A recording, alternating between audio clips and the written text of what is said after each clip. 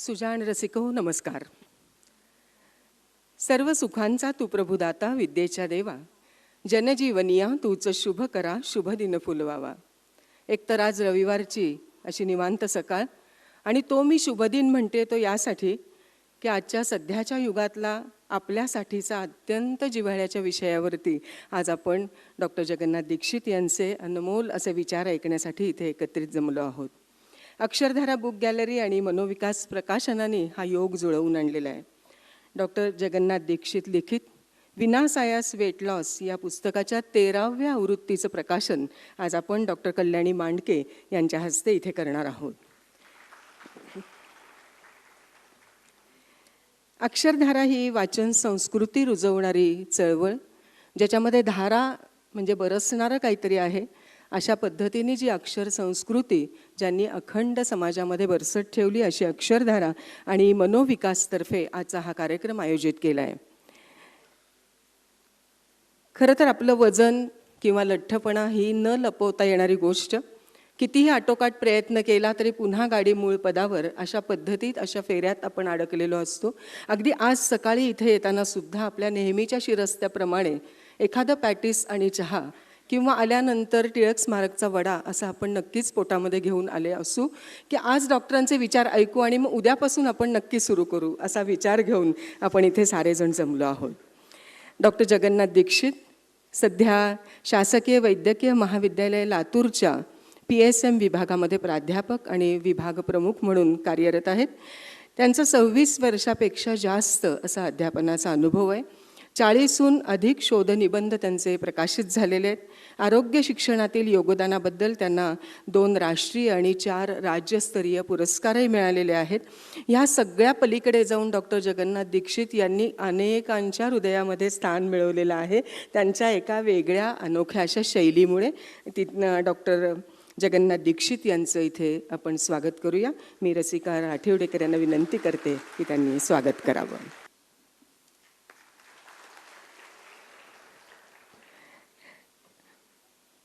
आणि ज्यांच्या हस्ते आज पुस्तक प्रकाशन होणार आहे त्या डॉक्टर कल्याणी मांडके. कर्णबधिरांच्या क्षेत्रातल्या आपल्या कामाबरोबरच आपला मांडके हिअरिंग सर्व्हिसेसचा व्याप सांभाळून, देशाविदेशामधले व्याख्यान दौरे सांभाळून, सुहृद मंडळासारख्या मोठ्या संस्थेची धुरा सांभाळून आणि आमच्यासारख्या विद्यार्थिनींना अनेक वेळा मार्गदर्शन करणाऱ्या डॉक्टर कल्याणी मांडके यांचाही सत्कार इथे करावा.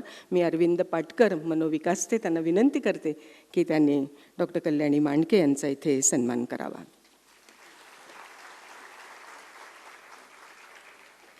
मनोविकास प्रकाशनाची सुरुवात 1986 साली झाली. प्रकाशक श्री अरविंद पाटकर हे मूळचे मुंबईचे, परंतु भट साहेबांच्या सल्ल्याने त्यांनी प्रकाशन व्यवसायाला सुरुवात केली. तेव्हाच सामाजिक भान ठेवणाऱ्या पुस्तकांची निर्मिती करायचं हे ध्येय त्यांनी ठरवलं. प्रकाशनाचा विस्तार जसा जसा वाढत गेला तसा हा व्यवसाय सांभाळण्याची जबाबदारी आशिष पाटकर यांनी तितक्याच उत्तमरित्या पेलली आणि 25 वर्षामध्ये 800पेक्षा अधिक पुस्तकांची निर्मिती मनोविकासने केलेली आहे. मनोविकास प्रकाशनाचे अरविंद पाटकर यांना विनंती करते की त्यांनी प्रास्ताविक करावं. बारीक होण्यासाठी आलेल्या माझ्या सर्व बंधू आणि भगिनींनो, माझ्या लहानपणी आम्ही खूप खा खा करायचो. तेव्हा आमची आई म्हणायची, खा खा खा आणि मसनात जा. चंगळवादी दुनिया सुरू झाल्यानंतर खरं म्हणजे आता तीच अवस्था निर्माण झालेली आहे.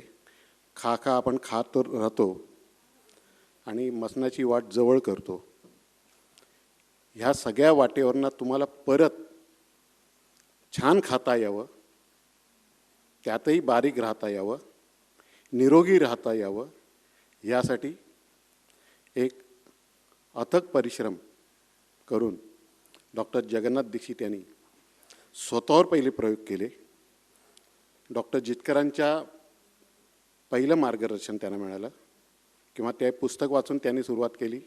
स्वतःवर प्रयोग केले, ते इतरांना सांगायला सुरुवात केली आणि आता महाराष्ट्रभर जवळजवळ दिवसातून 2 व्याख्यानं जरी त्यांनी करायची म्हटली, 3 व्याख्यानं करायची म्हटली, तरी आज लोकांना त्यांचं व्याख्यान ऐकायला आणि स्वतः निरोगी राहण्यासाठी त्या व्याख्यानाचा खूप उपयोग होतो. काल ते साताऱ्यात होते, आज पुण्यात आहे आणि संध्याकाळी ते विटा या गावी जाणार आहेत. आपली नोकरी सांभाळून हा सर्व गोष्ट ते करत असतात आणि हे सर्व करत असताना कुठेही एक पैसा कमवावा, आपलं दुकान थाटावं, त्यातून तुम्हाला मार्गदर्शन करावं, आलेल्या प्रत्येक पेशंटकडनं काही हजार रुपयाची फी घ्यावी, हा कोणताही उद्देश त्यांनी मनात ठेवलेला नाही. तुम्हाला मार्गदर्शन करावं, जे अनुभव त्यांना आलेले आहेत, जे शास्त्रीय पद्धतीने करून त्यांना आलेले आहेत, ते तुमच्याबरोबर शेअर करावं आणि पूर्ण महाराष्ट्र हा खऱ्या अर्थाने बारीक असावा, निरोगी असावा, अशी त्यांची इच्छा आहे. आणि त्या दृष्टिकोनातून आजचं हे व्याख्यान आपण आयोजित केलेलं आहे. व्याख्यान ऐका, आजच पासून सुरुवात करा आणि 1 महिन्यानंतर डॉक्टरांना तुम्ही मेसेज करा, तुमचं वजन कमी झालं आहे. धन्यवाद. धन्यवाद पाटकर साहेब. आज ज्यांच्या हस्ते पुस्तक प्रकाशन होणार आहे त्या डॉक्टर कल्याणी मांडके यांना मी विनंती करते की त्यांनी आपलं मनोगत इथे व्यक्त करावं. मंचावरील सर्व मान्यवर बंधू भगिनींनो, पाऊस असताना आणि रविवार सकाळ असताना इथे यावंसं वाटतंय, म्हणजे आतली ओढ खूप तीव्र आहे, हे नक्की आहे. मला जेव्हा राठिवडेकरांचा फोन आला की ह्या पुस्तकाचं प्रकाशन कराल का, मी खरंच चकितच झाले. मी का, म्हणजे मला कळेच ना की माझ्याकडे त्यांनी काय बघितलं. पण मग मी जरा स्वतःचीच पाठ थोपटून घेतली. माझं वजन कायम स्थिर आहे, वाढलं नाही आहे. आणि म्हणजे म्हणून त्यांना वाटत असेल की या बाई काहीतरी बऱ्यापैकी करत असतील. मी आहार तज्ज्ञ नाही, मी जिम तज्ज्ञ नाही, मला यातला काहीही बोलण्याचा अधिकार नाही आहे. पण तरी माझे काही अनुभव आणि काही गोष्टी मला सांगाव्याशा वाटत आहेत. डॉक्टर दीक्षित, मी 2015मध्ये काही आपलं पुस्तक वाचलेलं नव्हतं, पण अनेक प्रयोग करत असताना शेवटी एक अक्षरशः शोध लागला की तोंडाला कुलूपच लावायला पाहिजे आणि त्याच्याशिवाय हे शक्य नाही आहे. आणि मी खरं मनापासून ते केलं. आणि त्याच्यानंतर असं लक्षात आलं की माझं वजन 6 महिन्यात 10 किलोनी कमी झालं. आणि अर्थात माझं चालणं हे कायम चालू होतं, म्हणजे व्यायामाची जोड होतीच, पण वजनही कमी झालं. आणि तेव्हापासून ते गेले 3 वर्ष अगदी स्थिर आहे. मला सांगायला खूप अभिमान वाटतोय. त्यातनं मला एक मैत्रिणीनं तुम्हाला खरा सल्ला द्यावासा वाटतोय. आपण प्रेमाने खूप काही स्वयंपाक करत असतो, खूप काही गोष्टी करत असतो, आणि शेवटी जे रात्री शिल्लक राहतं ना, वाटीभर भाजी, अर्धी भाकरी आणि थोडीशी चटणी आणि लिंबा एवढा भात, ते संपू नका, ते राहू दे तसंच, काही हरकत नाही आहे. कारण अन्न वाया जाऊ नये ह्या एका भावनेने ते आपण संपवत असतो, पण ते पोट नावाच्या एका पोट्यामध्ये आपण भरत असतो. आणि ह्याचं गणित आपण कधीच मांडत नाही. आपण सांगतो मी एकच पोळी खाते, पण त्याच्यानंतर जे खाल्लं जातं त्याचा हिशोब नसतो. आणि हे करत असताना, कारण हे माझ्या स्वानुभवातल्या गोष्टी म्हणून मी सांगते आहे, की अन्न शिल्लक का राहतं ह्याच्याचकडे मी बघायला लागले. आणि मग लक्षात आलं, आपण थोडी भाजी रोजच्यापेक्षा कमी केली तर, पाव किलो भाजीच्या ऐवजी 200 ग्रामच भाजी आणली तर, 100 ग्राम कोशिंबिरीतला 1 टोमॅटो आधीच काढून ठेवला तर, काकडी काढून ठेवली तर, आणि बेताचा स्वयंपाक झाला आहे हे सारखं म्हणत राहिलं, बेताचा म्हणजे चवीनी नाही, क्वांटिटीने. तर असं जर केलं तर खरंच सोपं आहे असं माझ्या लक्षात आलं. आणि स्वयंपाकाची कला सादर करताना जो आग्रह हा प्रकार आहे ना, की आपल्याला एक शाबासकी हवी असते, आणि म्हणून घ्या हो, चांगलं झालं आहे ना, आवडलं आहे ना, म्हणून तुम्ही आग्रह करू नका कोणाला, आणि तुम्हीही जास्त खाऊ नका. कारण जे जिभेला चांगलं ते पोटाला वाईट, हा सर्वमान्य नियम आहे. त्याच्यानंतर आणखीन एक मुद्दा मला सांगावासा वाटतो. आपल्याबरोबर काळजी, ताण, विचार, अस्वस्थता ही बरोबर असते, वेगवेगळ्या कारणांनी असते, पण त्याचा जो परिणाम आहे तो नकळत अधिक खाणं, जाता येता खाणं, वेळ घालवण्याकरता खाणं, अस्वस्थता रिजवण्याकरता खाणं, अशा गोष्टी होत असतात. तर हे जे खांद्यावरचं जे ओझं आहे ना, तेच मागे टाकलं तर, ते जर मागे टाकलं, ताणाचं व्यवस्थापन केलं, तर पोटालाही जाणवणार नाही, मनालाही वाटणार नाही, आणि डोक्यातनं इथनं संदेशही मिळणार नाही भूक लागली आहे म्हणून. आणि या काही गोष्टी ज्या आहेत या खरंच सोप्या आहेत. याच त्या पुस्तकात आहेत, या खूप सोप्या भाषेत दिलेल्या आहेत. याला संशोधनाचा आधार आहे आणि आपण करू शकतो हा विश्वास दिला जातो आहे, आणि ते त्या पुस्तकाचं खरं यश आहे. आज 13वी आवृत्ती येते आणि आज एवढ्या मोठ्या संख्येने उपस्थित आहात, हीच खरं डॉक्टर दीक्षितांची पावती आहे. त्यामुळे मला सगळ्यांना सांगायचं आहे, आज जो नवीन मंत्र मिळणार आहे तो आज आत्ता इथेच आपण निश्चय करूया आणि वजनाचा काटा डावीकडे झुकेल याच्याकरता प्रयत्न करूया. माझ्या सर्वांना शुभेच्छा.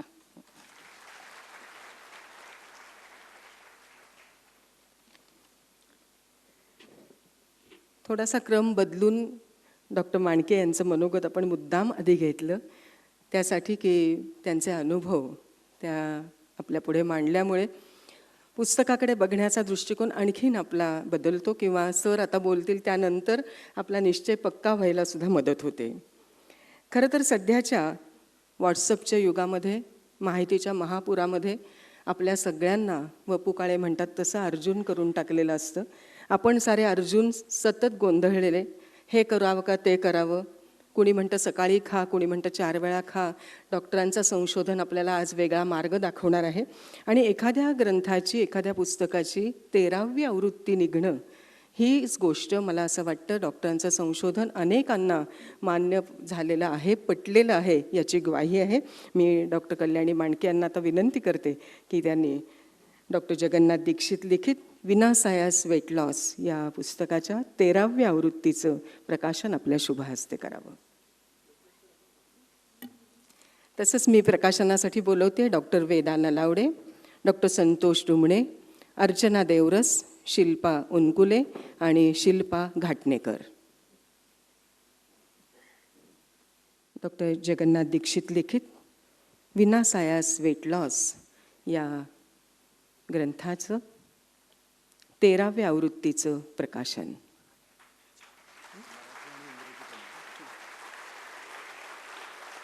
मराठी आणि इंग्रजी आवृत्तीही प्रकाशित केलेली आहे आपण.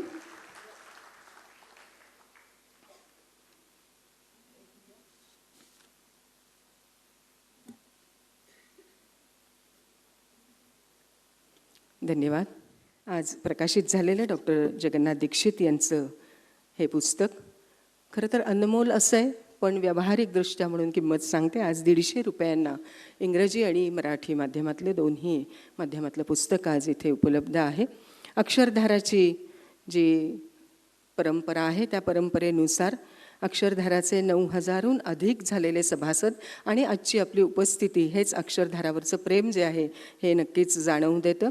आज अक्षरधारा आणि मनोविकासच्या माध्यमामधून झालेलं हा 13व्या आवृत्तीचा प्रकाशन सोहळा आणि यानंतर आपण डॉक्टर जगन्नाथ दीक्षित यांचे मार्गदर्शन, त्यांचे विचार ऐकणार आहोत. तुम्हा सर्वांचे, व्यासपीठावरील मान्यवरांचे मनःपूर्वक आभार व्यक्त करते.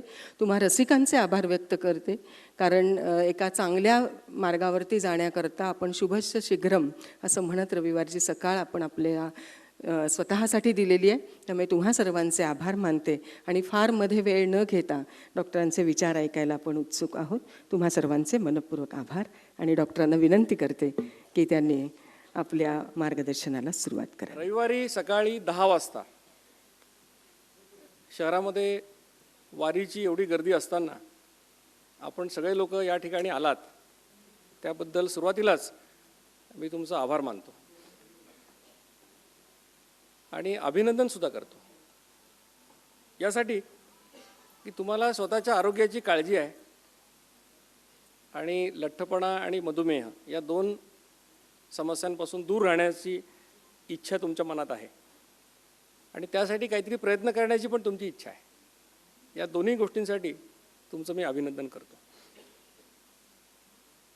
मनोविकास प्रकाशनचे अरविंद पाटकर, आशिष पाटकर, अक्षरधाराचे राठिवडेकर, पुण्यामध्ये एफर्टलेस वेट लॉसचं काम करणारे माझे सगळे सहकारी डॉक्टर वेदा, डॉक्टर संतोष, शिल्पा उनकुले, शिल्पा घाटणेकर, दीपक कुलकर्णी, अर्चना देवरस, या सगळ्यांच्या मी ऋणात आहे. कारण ही जी चळवळ सुरू झाली आहे, स्थूलत्व आणि मधुमेहमुक्त विश्व अभियान, ही चळवळ या सर्व कार्यकर्त्यांच्या प्रयत्नांनी पुढे चालू आहे. त्यातला तुम्हाला दिसणारा चेहरा फक्त माझा आहे, परंतु याच्या मागे या अनेक लोकांचं काम आहे. त्यामुळे त्यांचं कौतुक करावं तेवढं कमीच आहे.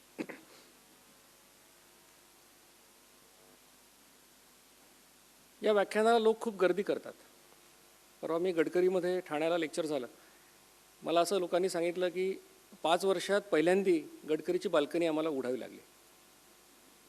आजही खालच्या हॉलमध्ये लोक आहेत. परंतु माझा असा गैरसमज मुळीच नाही की लोक मला ऐकायला येतात. मला हे माहिती आहे की लोक कशासाठी येतात. लोक यासाठी येतात की डायबिटीज झालेल्या लोकांचं जे नैराश्य आहे, आज एखाद्या माणसाला डायबिटीज झाल्यानंतर अशी अनेक उदाहरणं मला माहिती आहेत की डायबिटीज डायग्नोज झाला तर घरातले सगळे लोक एकत्र बसून रडले की आता आपलं काही खरं नाही, आपलं आयुष्य आता गोळ्यांच्या आणि इंजेक्शनच्या तावडीत आपण सापडलो. अशा डायबिटीजच्या लोकांना आज एक आशेचा किरण दिसतो आहे. आणि अशा आशेचे किरण व्हॉट्सअपवर खूप दिसतात. कोणी म्हणतं कारल्याच्या रसामध्ये पाय बुडवून बसा, तोंडात कडू चव आली की मग तुमचा डायबिटीस गेला. अनेक प्रकार तुम्हाला म्हणजे, कारण व्हॉट्सअपवर तर निम्मे लोक डॉक्टरच असतात. आणि आपल्याला इतकं वाटत असतं की आपल्याला कळलं ते लगेच दुसऱ्याला कळलं पाहिजे. भले त्याचा आपण काही त्याची प्रचिती घेतली असो किंवा नसो. आणि त्यामुळे डॉक्टर्स एवढे झाले, त्यामुळे अनेक उपाय चालू आहे. परंतु मी जो काही उपाय सांगतो आहे, हा सांगणारा माणूस कोण आहे हे महत्त्वाचं आहे. की या सगळ्या उपक्रमामध्ये, या सगळ्या व्याख्यानांमध्ये, अभियानामध्ये आमचा कोणाचाही एकाही रुपयाचा इंटरेस्ट नाही, हे लक्षात घ्या. मी नेहमी सांगतो की आजही तुमच्याकडनं 1 रुपया नको आहे आणि भविष्यात देखील कधीही या अभियानाला तुमच्याकडून 1ही रुपया नको आहे. आणि हे सांगणारा व्यक्ती एखाद्या वैद्यकीय महाविद्यालयामध्ये प्राध्यापक म्हणून काम करतो आहे, कुठलाही दवाखाना त्याचा नाही. या सगळ्या गोष्टींमुळे लोक या सगळ्या डाएट प्लॅनकडे आकर्षित झालेले आहेत. आणि त्याही महत्त्वाची गोष्ट की लोकांना त्याचा अनुभव आलेला आहे. म्हणजे तुम्ही जर तुमच्या आता पुण्यात काय तुम्ही कुठेही जरी गेलात तरी यूट्यूबच्या माध्यमातून लेक्चर लोकप्रिय झालेली आहेत. 7-8-10 लोकांनी बघितले. साहजिकच तुमच्यापर्यंत कुठून ना कुठून तरी ती लिंक आली असेल. त्याच्यात लोक ज्या सक्सेस स्टोरी सांगतात त्या काही स्पॉन्सर्ड सक्सेस स्टोरी नाही आहेत. आता आपल्याला टाइम्स ऑफ इंडिया, इंडियन एक्सप्रेसमध्ये अर्धपानभर जाहिरात बघायची सवय आहे की माझी गुडघेदुखी गेली. जसं बोर्डात पहिला आलेला मुलगा कुठल्या तरी क्लासचं नाव घेतो. तर अशा पद्धतीच्या या स्टोरीज नाही, त्या स्टोरीज मनातून आलेल्या लोकांच्या स्टोरीज आहेत. त्यामुळे लोक या कार्यक्रमाला येतात. दुसरं या कार्यक्रमाचं वैशिष्ट्य लोकांना आकर्षित करण्यासाठी याचं नाव आम्ही व्याख्यानाचं बऱ्याचदा विनासायास वेट लॉस असं ठेवलेलं असतं. कारण जगातल्या सगळ्या लठ्ठ लोकांना असं वाटत असतं की आपलं वजन दुसऱ्या कोणीतरी कमी करावं. शक्यतो आपल्याला काही त्रास होणार नाही, त्यामुळे आम्ही विनासायास शब्द चिकटवून दिलेला आहे. त्यामुळे कोणाचा गोड गैरसमज झाला असेल तर आधी दूर करतो की इंग्रजीमध्ये एफर्टलेस, पण मी जे सांगणार आहे ते अगदी काही एफर्टलेस आहे असं नाही, पण नक्कीच लेस एफर्ट आहे. म्हणजे तुम्ही जे काही अघोरी उपाय केले असतील वजन कमी करण्यासाठी, त्याच्या तुलनेमध्ये हे अतिशय साधं सोपं आहे आणि आयुष्यभर करण्यासारखं आहे. आणि म्हणून त्या अर्थाने हे विनासायास आहे असं म्हणायला काही हरकत नाही. सुरुवातीला एक ऋणनिर्देश महत्त्वाचा आहे. डॉक्टर श्रीकांत जिचकर आपल्याला माहिती आहेत, महाराष्ट्रातल्या सगळ्या लोकांना माहिती आहेत. तर मी जे तुम्हाला सांगणार आहे ते सांगायची सुरुवात डॉक्टर श्रीकांत जिचकरांनी 1997 ते 2004 या 7 वर्षामध्ये त्यांनी केली होती. आजही तुम्ही गुगलवर जर नागपूर फिटनेस मुवमेंट किंवा पुणे फिटनेस मुवमेंट असे जर शब्द टाकले तर तुम्हाला जिचकरांची व्याख्यानं आज देखील ऐकायला मिळतील. आणि तसंच एक व्याख्यान ऐकून मला प्रेरणा मिळाली 2012मध्ये. आणि 2004 नंतर जे अभियान थांबलं होतं ते अभियान आम्ही पुनरुज्जीवित केलं. याच्यातला जो गाभा आहे तो डॉक्टर जिचकरांनी जे सांगितलं तोच आहे. परंतु टेक्नॉलॉजी त्या काळामध्ये थोडीशी मागे होती. गेल्या काही वर्षांमध्ये टेक्नॉलॉजी पुढे गेली, त्यामुळे इन्शुलिन टेस्टिंग किंवा अनेक गोष्टी आम्हाला आता करता आल्या ज्या त्यांच्या काळात शक्य नव्हत्या. त्यामुळे त्यांनी जे सांगितलं त्याच्यामध्ये संशोधनाची भर घालून आम्ही हे तुमच्यासमोर आणतो. त्यामुळे या अभियानाचं सगळं श्रेय जे आहे ते डॉक्टर जिचकरांचं आहे. आम्ही फक्त ते पुढे न्यायचं काम करत आहोत.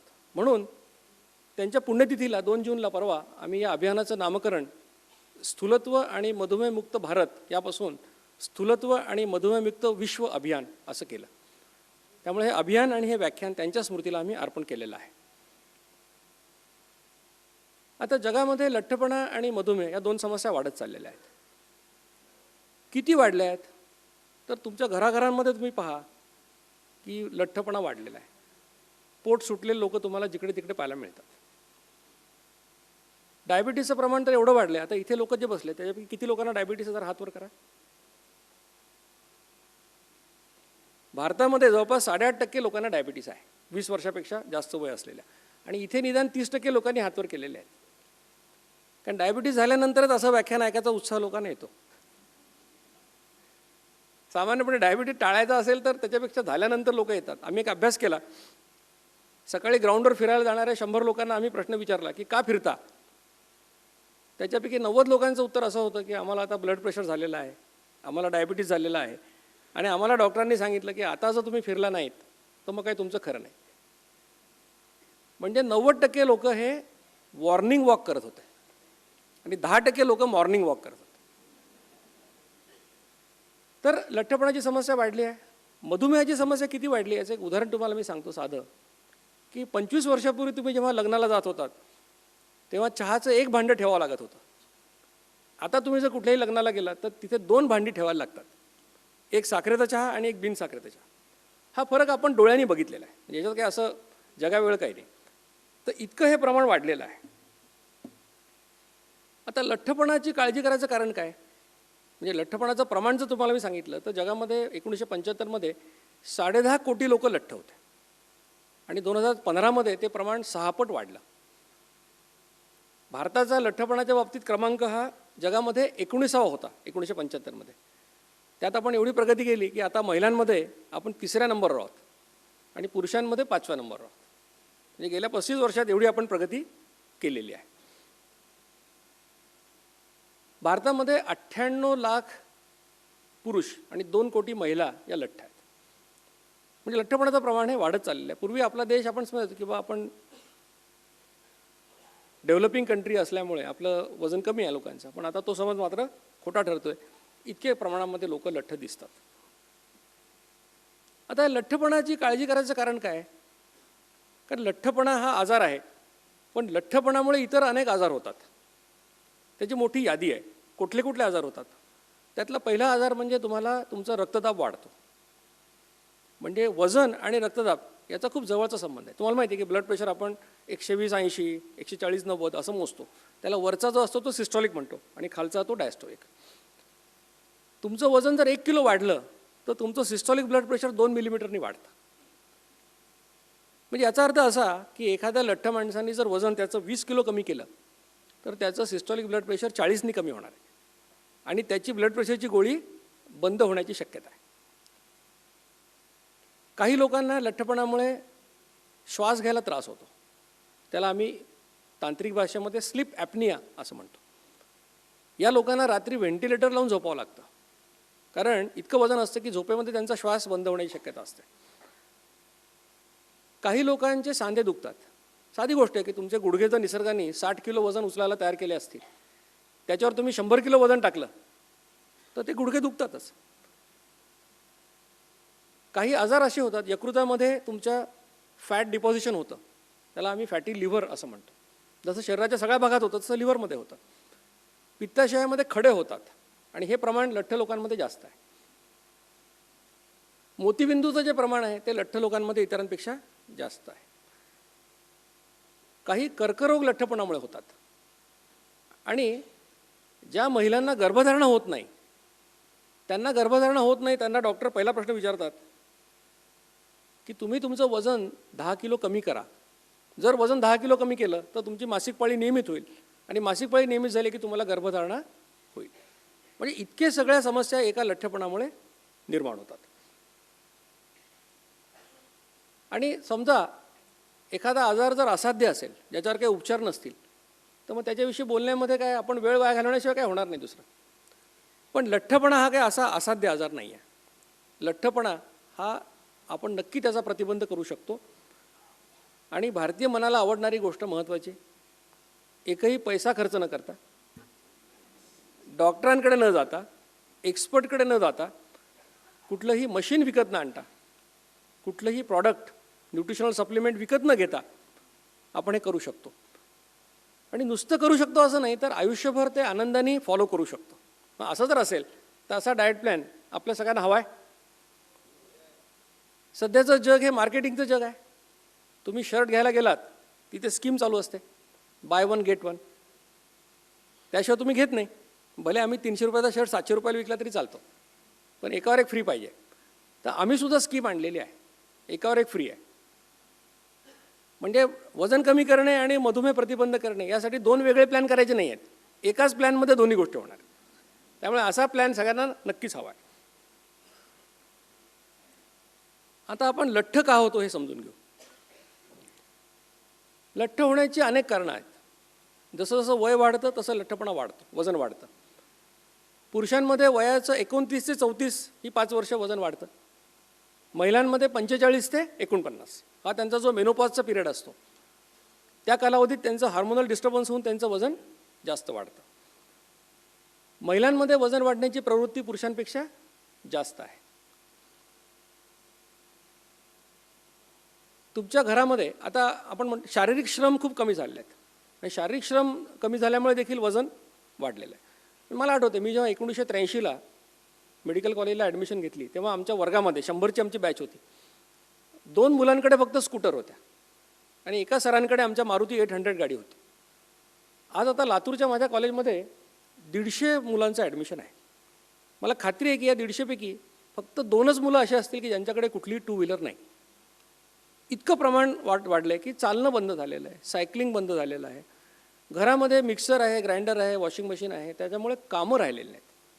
आणि कष्टाचं काम नाही, पण आहार मात्र आहे तसाच राहिला. त्यामुळे शारीरिक श्रम नसतील तर साहजिकच तुमचं वजन वाढतं. त्यात आमचे बिल्डर लोक आणखी नवीन नवीन स्कीम आणतात. तुम्ही त्या फ्लॅटच्या समोर गेलात आणि 2 टाळ्या वाजवल्या की दरवाजा उघडतो. सोफ्यावर बसलात 3 टाळ्या वाजवल्या की पंखा चालू होतो.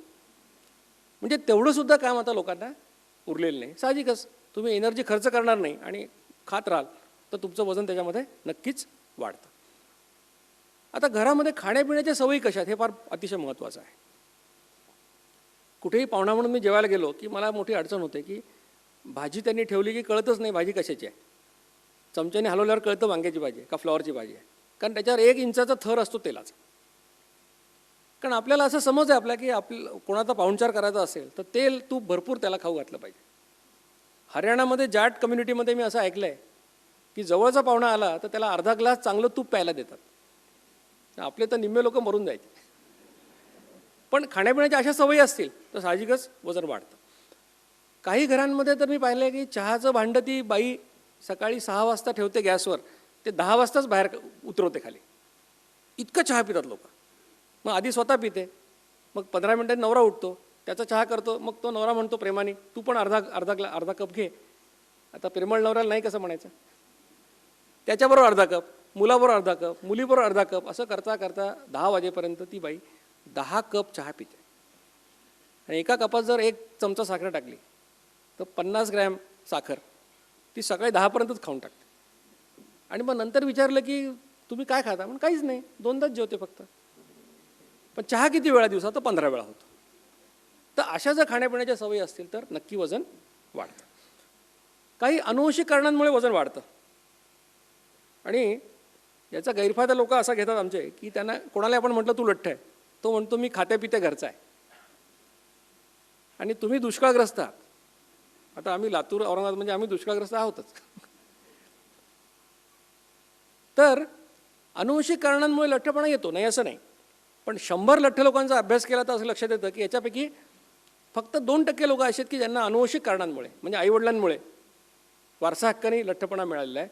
बाकीच्या 98% लोकांनी तो कमावलेला आहे. त्यामुळे अनुवंशिक कारणांना ब्लेम करायचं फारसं कारण नाही.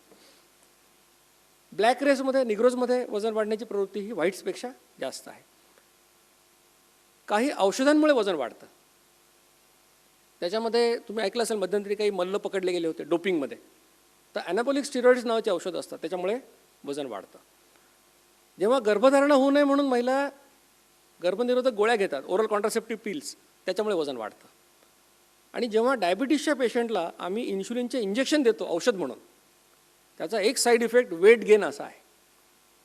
म्हणजे डायबिटीसच्या उपचारामधली सगळी औषधं, एक मेटफॉर्मिन सोडलं तर बाकी सगळ्या औषधांमुळे वजन वाढतं. भूक लागते, वजन वाढतं. त्यामुळे आता पेशंट डॉक्टरांना विचारायला लागलेले आहेत की तुम्ही आम्हाला सांगता की वजन कमी केलं तर डायबिटीस कंट्रोल वाढेल, आणि तुम्ही आम्हाला अशी औषध देता की याच्यामुळे भूक वाढते आणि वजन वाढतं. मग हे गणित जमणार कसं? म्हणजे एखादा माठ भरायला वरून तुम्ही नळ सोडला आणि खालून त्याला नळ तोटी उघडी ठेवली तर काय होणार आहे? हा कधीच भरणार नाही माठ. अशा प्रकारचं एक विशेष सायकल लोकांच्या लक्षात यायला लागलेलं आहे.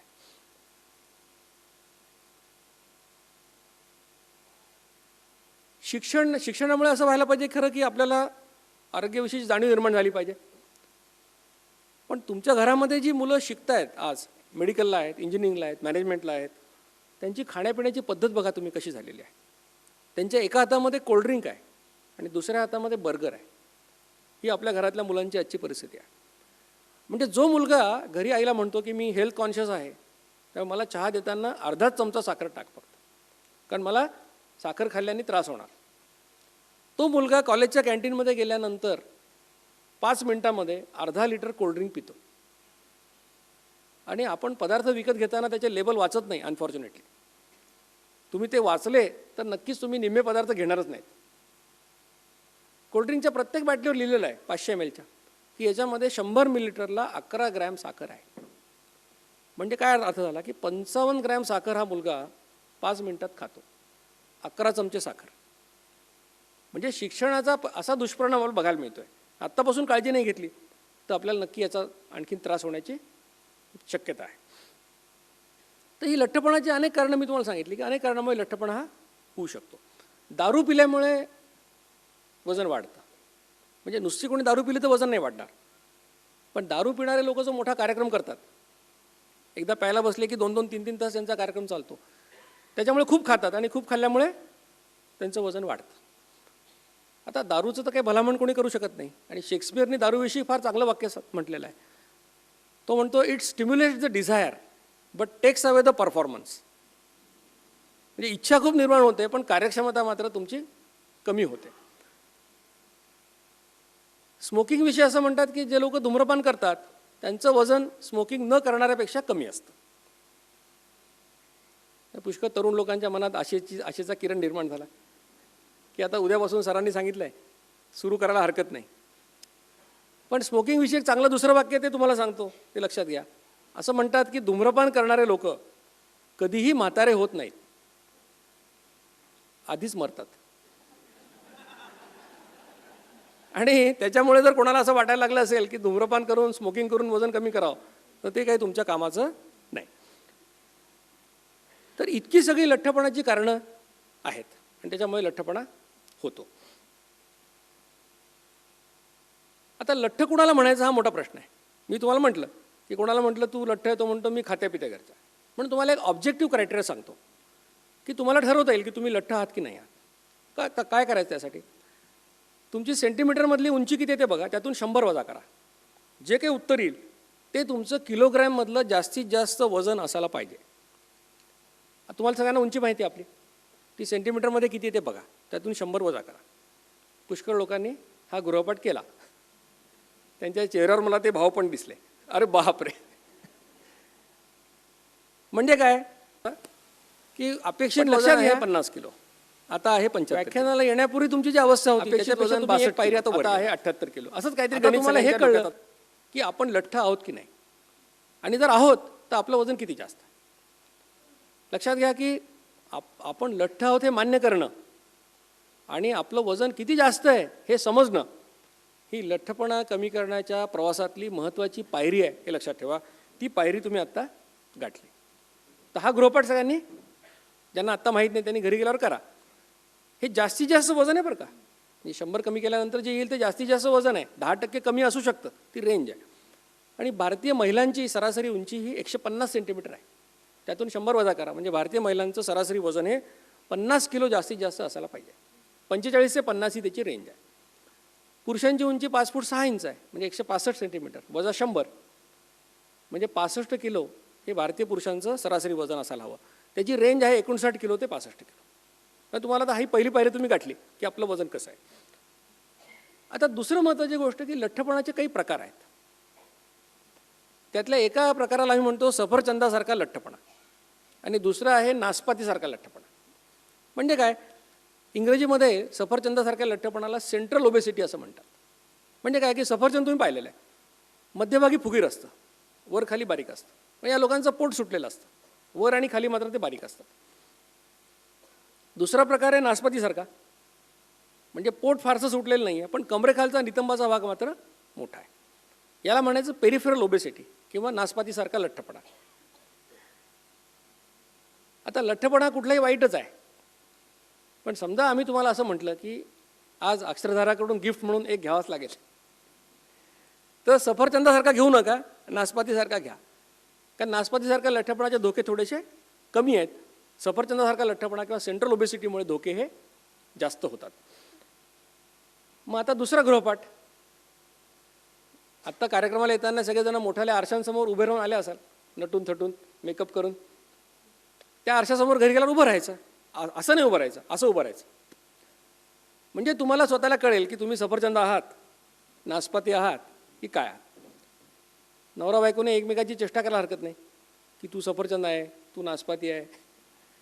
कारण हे काय असाध्य आजार नाही आहे. जे काय असेल ते असो, मी जे सांगितलेलं तुम्ही जर वर्षभर केलं व्यवस्थित तर ते फ्लॅट होणार आहे, हे लक्षात ठेवा. तर लठ्ठपणाचं मी तुम्हाला सांगितलं की लठ्ठपणा कोणाला म्हणायचं, लठ्ठपणाची प्रकार कुठले आहेत आणि कारणं तुम्हाला अनेक सांगितले. पण या सगळ्या कारणांच्या मागे जे महत्त्वाचं कारण आहे ते कारण असं की तुम्ही आवश्यकतेपेक्षा जास्त खाता आणि शारीरिक श्रम करत नाही. तुम्ही नुसते पैसे कमवत राहिलात तर आधी खिसा भरेल, मग कपाट भरेल, मग बँकेतलं डिपॉझिट भरेल.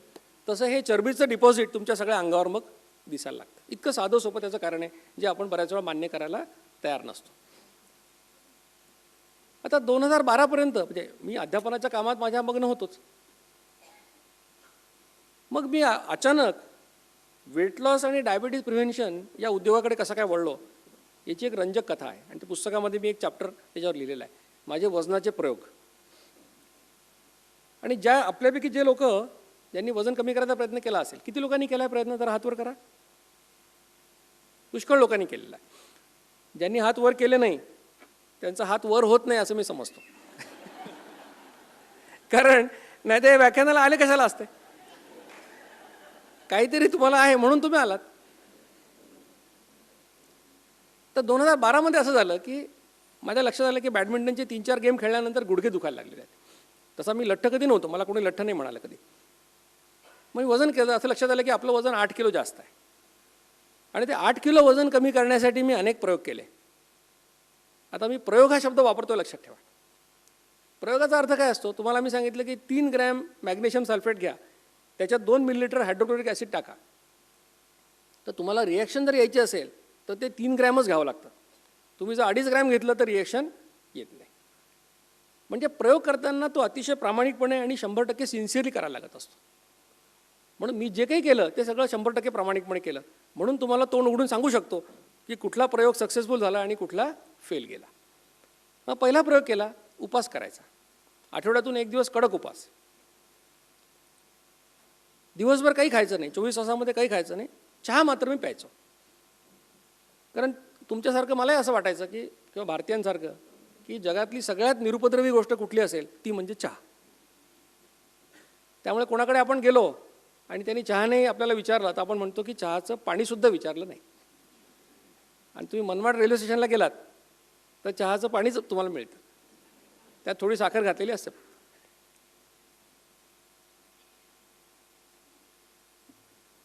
आणि तुम्ही जो उपास करता आषाढी कार्तिकीचा तसा उपास नाही केला. कारण आषाढी कार्तिकीच्या उपासाला लोकांचं प्लॅनिंग काही फॅमिलीचं 15 दिवस आधी चालू असतं. राजगिऱ्याची वडी कधी खायची, रताळ्याचे काप कधी खायचे, बटाट्याचा शिरा कधी खायचा, असं सगळं प्लॅनिंग असतं. म्हणून आपल्याकडे एकादशी दुप्पट खाशी अशी म्हण त्याच्यामुळे आलेली आहे. पण तसं नाही करायचं, कडक उपास, फक्त चहा मात्र प्यायचं. हा प्रयोग 1.5 महिना जवळपास केला. आणि मग वजन केलं 1.5 महिन्याने. ते माझं वजन 1.5 किलो वाढलेलं होतं. मला आश्चर्य वाटलं की उपास करून वजन कसं काय वाढलं. तुम्हाला आश्चर्य वाटलं असेल. मग थोडा जेव्हा अभ्यास केला तेव्हा लक्षात आलं की स्टार्व्हेशन सिग्नल नावाची कल्पना आहे. उपासमारीचा संदेश म्हणजे काय. आणि हे कोणाच्या बाबतीत घडतं, विशेषतः जे लोक अडमधडम उपास करतात. म्हणजे आज सोमवार, उद्या चतुर्थी, परवा काहीतरी, असे काही उपास करणारे खूप लोक असतात.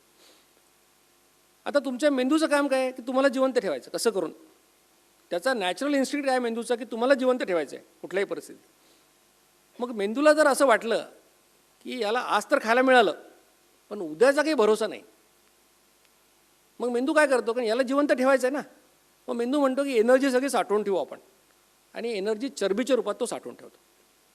त्यामुळे लक्षात घ्या की तुमच्यापैकी जे लोक असे अडमधडम उपवास करतात ते स्वतः किंवा त्यांचे नातेवाईक जे कोणी करत असतील त्या सगळ्यांची पोटं एक जर सुटलेली आहेत. याचं कारण हा स्टार्वेशन सिग्नल.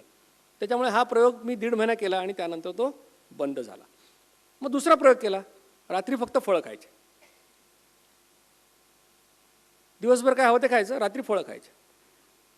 त्याचा फायदा असा व्हायचा की सकाळी पोट साफ व्हायचं, कारण फळामध्ये फायबर खूप असतं. पण महिन्याभराने वजन केलं, ते वजन मात्र तेवढंच राहिलं, म्हणून तो प्रयोग पण तिथे थांबला. मग तिसरा प्रयोग मला सांगितलं आहे का नाही की FNIR म्हणजे काय, पहिल्या दिवशी फलाहार, दुसऱ्या दिवशी उपास आणि तिसऱ्या दिवशी फक्त रस प्यायचे, आणि असं 3-3 दिवसात सायकल करत राहायचं. पण हा प्रयोग मी काही 7-8 दिवसाच्या वर करू शकलो नाही, कारण ते रस प्यायच्या वेळेला मग गाजराचा रस, पालकाचा रस, काय काय असे रस खूप पिल्यानंतर पोट बिघडलं, कारण आपल्या शरीराला हे कच्चे पदार्थ पचवायची सवय नसते. त्यामुळे हा प्रयोग काही माझा 8-10 दिवसाच्या वर पुढे गेला नाही. त्याच्यानंतर मला इंटरनेटवर एक डाएट मिळालं, काही लोकांनी केलं असेल तुमच्यापैकी, जनरल मोटर्स डाएट. किती लोकांनी केलं आहे? आहेत, समदुःखी आहेत. खूप छान डाएट आहे. त्यांनी सुरुवातीला सांगितलं आहे की तुमचं 4 किलो वजन आम्ही डेफिनेटली कमी करून देणार 8 दिवसात. मग पहिल्या दिवशी फळं, दुसऱ्या दिवशी भाज्या, एक दिवशी काय भात आणि टोमॅटो, एक दिवशी दूध आणि 6 केळी, आणि शेवटच्या दिवशी एक बटाटा, त्याच्यावर चीजचा एक तुकडा आणि एक ग्लासभर वाईन. वाईन कशामुळे? ते म्हणे सेलिब्रेट करा, अमेरिकन कंपनी आहे, कारण तू 4 किलो वजन कमी झालं, सेलिब्रेट करा. तो पण प्रयोग केला. त्या प्रयोगानंतर खरंच माझं वजन 4 किलो कमी झालं.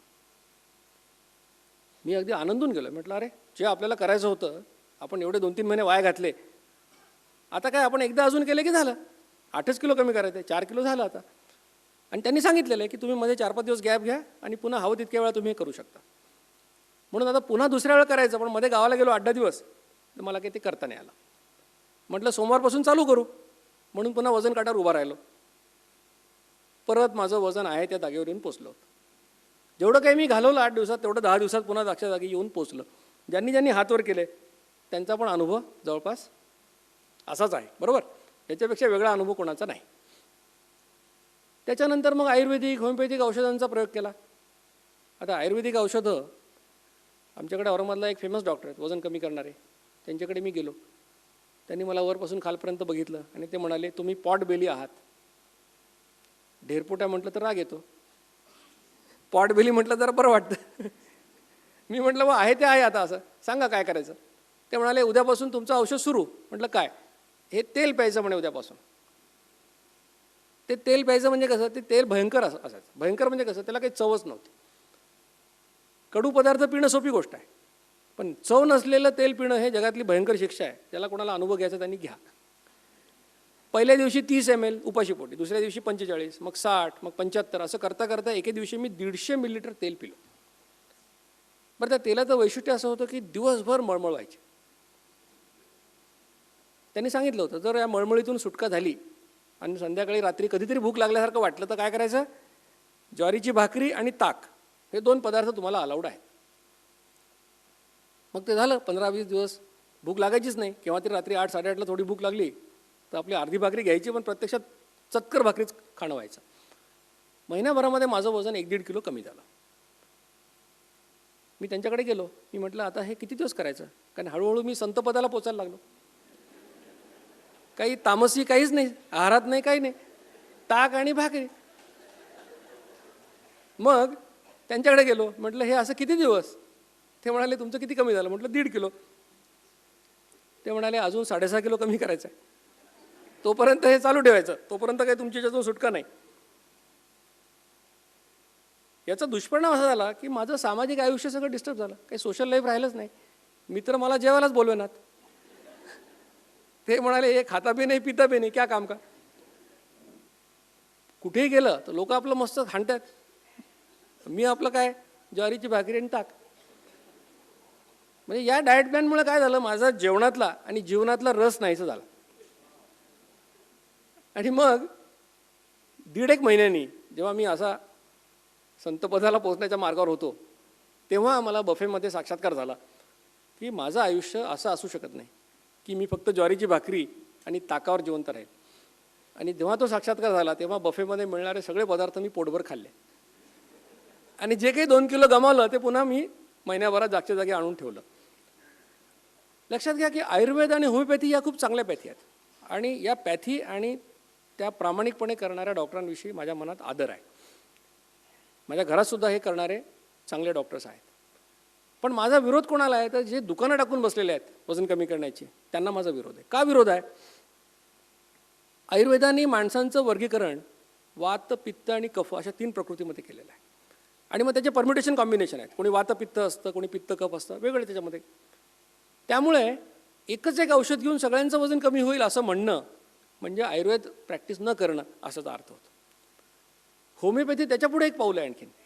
क्लासिकल होमिओपॅथीमध्ये असं सांगितलेलं आहे की प्रत्येक माणसाचं एक औषध आहे आणि ते औषध जर तुम्हाला योग्य सापडलं तर त्या माणसाच्या सर्दीसाठी आणि त्याला पायावर काहीतरी आजार झाला आहे, स्किन प्रॉब्लेम, ह्याच्यासाठी वेगळी औषधं शोधायची गरज नाही.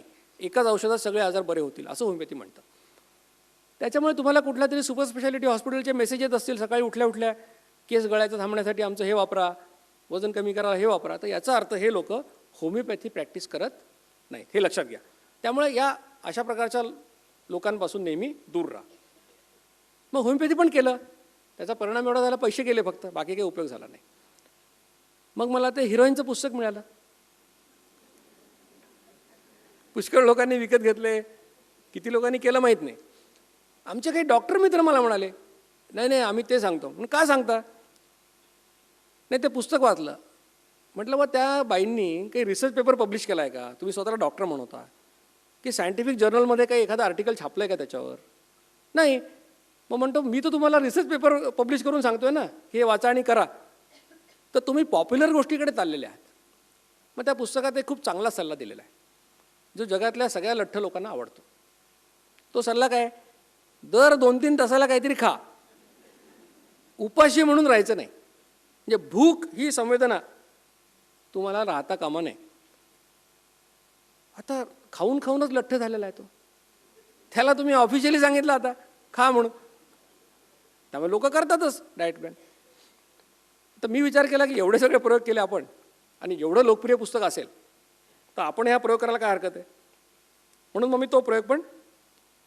तोही प्रयोग सुरू केला. मग सकाळी 6 वाजता उठलं की चहा बिस्किटं काहीतरी, मग 7:30ला थोडं काहीतरी खायचं. कॉलेजला जाण्यापूर्वी पोट रिकामं नको म्हणून ज्यूस तरी प्यायचा, एखादं फळ तरी खायचं. आणि कॉलेजला जाताना मग 3 डबे घेऊन जायचे. 11:30ला पहिला डबा उघडायचा, त्याच्यामध्ये भात, वरण, कोशिंबीर हे खायचं.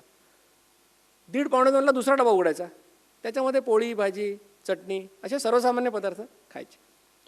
आणि मग 4 वाजता खास डायटिंगचा डबा काढायचा. म्हणजे काय? काकडीच्या 3 फोडी, 1.5 मनुका, अर्धा अक्रोड. हे लठ्ठ लोकांचा मोठा प्रॉब्लेम आहे. त्यांना तुम्ही सांगितलं ना काय हवं ते खा, त्यामुळे हे काय सल्ला आहे का म्हणतात. त्यांना आम्ही असं सांगायला लागलो आजकाल की 7 खारका घ्या, उभ्या रेषेमध्ये मांडा, वरच्या 2 खालच्या 2 काढून टाका, 3 नंबरचा डावा भाग खायचा, 4 नंबरचा उजवा भाग खायचा आणि 5 नंबरचा डावा भाग खायचा. असं सांगितलं की एवढे आनंदून जातात. म्हणजे डॉक्टर काय सल्ला आहे म्हणतात, किती फी द्यायची तुम्हाला. तो डबा खायचा, मग 5:30ला घरी आलं की पुन्हा काहीतरी खायचं, 7:30ला परत खायचं, 9 वाजता जेवण करायचं. रात्री 12:30-1ला चुकून जाग आली तर स्वयंपाकघरात जाऊन बघायचं खायला काय. माझ्या असं लक्षात आलं की माझं आयुष्य एकाच प्रश्नाभोवती सध्या फिरत आहे, आता काय खायचं, आता काय खायचं, आता काय खायचं. मी म्हटलं त्या आयुर्वेदिक औषधांमुळे माझा सगळा आयुष्यातला रस निघून गेला आणि हे दुसऱ्या ह्याच्यात असं झालं की मला खाण्याशिवाय दुसरं काही सुचेना. मी म्हटलं आयुष्य असं पण असू शकत नाही आपलं की आपल्याला दुसरं काही सुचत नाही, नुसतं खाण्याचा विचार मनामध्ये येतं. आणि महिन्याभरात माझ्या असं लक्षात आलं की आपला बेल्ट आणखीन घट्ट व्हायला लागलेला आहे. पण मी असा विचार केला की बहुतेक आपण काहीतरी चुकत असणार, कारण डाएट प्लॅन एवढा चांगला होता की सहजासहजी मला सोडवला नाही गेला. पण महिनाभर अजून एक्सटेंड केला तो, आणि मग 2 महिन्यांनी जेव्हा वजन केलं तेव्हा ते 4 किलो वाढलेलं होतं. वाढणारच होतं, एवढं खाल्ल्यानंतर इतक्या वेळा खाल्ल्यावर काय होणार दुसरं, ते वाढलं. मग थोडक्यात काय की एवढे सगळे प्रयोग केले, उपाशी राहण्यापासून ते सगळे, मला वाटतं जे कोणी लोकांनी वजन कमी करायचे प्रयोग केले त्यांचे सगळ्यांचे अनुभव, म्हणजे मी जर ह्या माझे प्रयोग सांगितले तरी पुष्कळ लोकांना वाटलं असेल की आपलेच प्रयोग सांगायला लागलेत. पण सगळ्यांचा शेवटी रिझल्ट काय प्रयोगांचा, एकतर वजन वाढेल नाहीतर कमी होईल काही दिवसापुरतं आणि पुन्हा ते जागच्या जागी येऊन पोहोचेल, असा सगळ्यांचा अनुभव आहे. बरोबर. मग आता हे डाएट प्लॅन का फसतात हे समजून घ्या थोडंसं. जगामध्ये 247 प्रकारचे डाएट प्लॅन आहेत. कोणी म्हणतं फळं खा, कोणी म्हणतं भाज्या खा, कोणी म्हणतं फक्त नॉनव्हेज खा, कोणी म्हणतं नॉनव्हेजला हात लावू नका. एक आमचा रितेश म्हणून निजामाबादचा तो आमचं काम करतो वेट लॉसचं, त्यांनी मला निजामाबादला लेक्चरला बोलवलं. त्याच्या घरी मी गेलो, त्याच्या घरामध्ये 2 कपाटाभर पुस्तकं दिसले मला. रितेश हा कॉमर्स ग्रॅज्युएट आहे, म्हणून मी आपलं पाहिलं की एवढी कुठली पुस्तकं वाचतो हा. त्याच्यामध्ये मला आरोग्यावरची निदान 350-400 पुस्तकं सापडली. त्याच्यापैकी मी फक्त 3 पुस्तकं वाचली होती. मला असं वाटलं की यांनी लोकांना दाखवण्यासाठी ठेवली असतील, कारण बऱ्याच वेळा असं असतं पुस्तकं आपण वाचत नाही पण लोकांना हे शिकले सवरले लोक आहेत हे कळण्यासाठी ठेवतो आपण पुस्तक. तर मी त्याला म्हटलं, रितेश इतने किताब किसके आहे? तो म्हणे माझेच आहेत म्हणे. म्हटलं तू वाचलेत का ते? हो म्हणाला, सगळे वाचलेत. म्हणून मी आपला रँडम सॅम्पल म्हणून 2-3 पुस्तक काढली, त्याच्यावर अंडरलाईन करून ठेवले कुठे कुठे. म्हटलं खरंच यांनी वाचलेले आहेत. मग मी जरा काळजीत पडलो. मी म्हटलं तू एवढी पुस्तकं वाचली आहेत तर मला कशाला बोलवलं? मी तर यातली 3च पुस्तकं वाचलीत फक्त. तर त्याने मला चांगलं उत्तर दिलं. तो म्हणाला की सर असं आहे, म्हणाला हे पुस्तक आहे ना, ह्याच्यात लिहिलं आहे की कार्बोहायड्रेट बिलकुल खाऊ नका, आणि ह्या पण म्हणे चांगला मोठा डॉक्टर आहे. हे दुसऱ्या पुस्तकात सांगितलं म्हणे फक्त फॅट खा. तिसऱ्याने सांगितले प्रोटीन्स फार आयुष्यात महत्त्वाचे आहेत. चौथ्याने सांगितले फॅट काढून टाका. 5वा म्हणतो फॅटच खा. म्हणे मी इतका कन्फ्यूज झालो म्हणे आता की शेवटी मी आता रजनीश वाचायला लागलो. आणि म्हणून तुम्हाला बोलवलं की काही मला उलगडा होतोय का? तर अशा प्रकारे डाएट प्लॅन एवढे अनंत आहेत, म्हणजे हे व्याख्यान संपेपर्यंत कदाचित आणखीन 1-2 डाएट प्लॅन ॲड झाले असतील. आणि एक पुस्तक पण आहे, व्हाय डाएट प्लॅन्स फेल. आता हे का फेल होतात लक्षात घ्या. पहिलं कारण आहे डाएट प्लॅन फेल होण्याचं, काही डाएट प्लॅन तुमची उपासमार करतात. म्हणजे काय, बाजारातून एक डब्बा विकत आणायचा, त्याच्यातले 2 चमचा पावडर घ्यायची, त्याचा शेक बनवायचा आणि सकाळी 8ला प्यायचा. मग तुम्हाला 3:30-4पर्यंत भूक लागत नाही. मग 3:30-4ला भूक लागली की तुम्ही जेवायचं. म्हणजे इफेक्टिव्हली काय होतं, तुमचं एक जेवण कमी होतं, कॅलरीज तेवढ्या रेस्ट्रिक्ट होतात.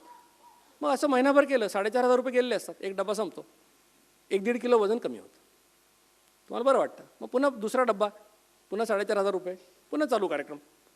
पण मग गंमत अशी होते नंतर की हापूस आंबे आणलेले असतात घरात, रस केलेला असतो, भजे बनवलेले असतात, पुऱ्या, सगळा मस्त मेनू असतो. रविवारच्या दिवशी कोणाला अजून दुसरा मेनू काय पाहिजे? सगळे लोक मस्त ताव मारत असतात आणि तुम्ही काय करता?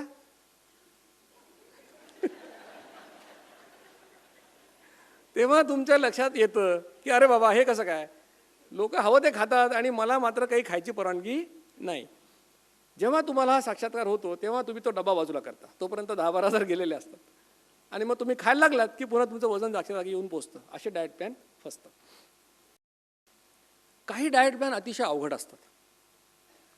काही आश्रम फेमस आहेत, तिथे तुम्ही गेलात की तुमच्या मागे 5 लोक असतात. तुमच्याकडे किती पैसे त्याच्यावर अवलंबून आहे. मग एक माणूस तुम्हाला फिजिओथेरपीसाठी असतो, एक माणूस व्यायाम सांगायला असतो, एक माणूस डाएट सांगायला असतो, एक तुमच्या हातात आणून द्यायला असतो. म्हणजे काकडीच्या 3 फोडी म्हणजे 3च फोडी असं, कारण तुमचा कंट्रोल नाही स्वतःवर. आणि मग तिथे तुम्ही 15 दिवस ते तुम्हाला पळवतात, योगासनं करून घेतात, सगळं करून घेतात. कधी तुम्हाला माती लावून बसवतात, म्हणजे तुमचं जेवढं कोड कौतुक करता येईल तेवढं करतात. खायला मात्र देत नाही जास्त. मग तेवढं झालं की तुमचं 15-20 दिवसामध्ये 30-40 रुपये गेलेले असतात, वजनही कमी झालं असतं 2 किलो. मग जाताना तुम्हाला सांगतात की तुम्हाला आता 2 किलो कमी झाले, असं तुम्हाला कमी करायचं असेल पुढे तर काय करायचं, उद्यापासून 47 ग्रॅम सफरचंद खायचं आणि 33 ग्रॅम तांदूळाचा भात खायचा. आता तुमची अडचण असते, आपण आयुष्यात कधी अर्ध सफरचंद एक सफरचंद खाल्लेलं आहे, पण 47 ग्रॅम कधी खाल्लं आहे? मग त्यांना तुमची काळजी असते, म्हणून ते मग तशी वेईंग मशीन पण विकतात तुम्हाला. पण तुम्ही कुठे शोधणार ना? मग ते 2-4 हजारचं वेईंग मशीन तुमच्या गळ्यात मारतात की हे घ्या. मग तुम्ही घरी आले की ते सुरू करतात. ज्याला वजन कमी करायचं तो काही करायला तयार असतो. मग ते सफरचंद आणायचं, मग ते कापायचं, मग ते थोडं जास्त भरतं. मग तुमची मुलं लहान असतील तर भोवती येऊन थांबतात.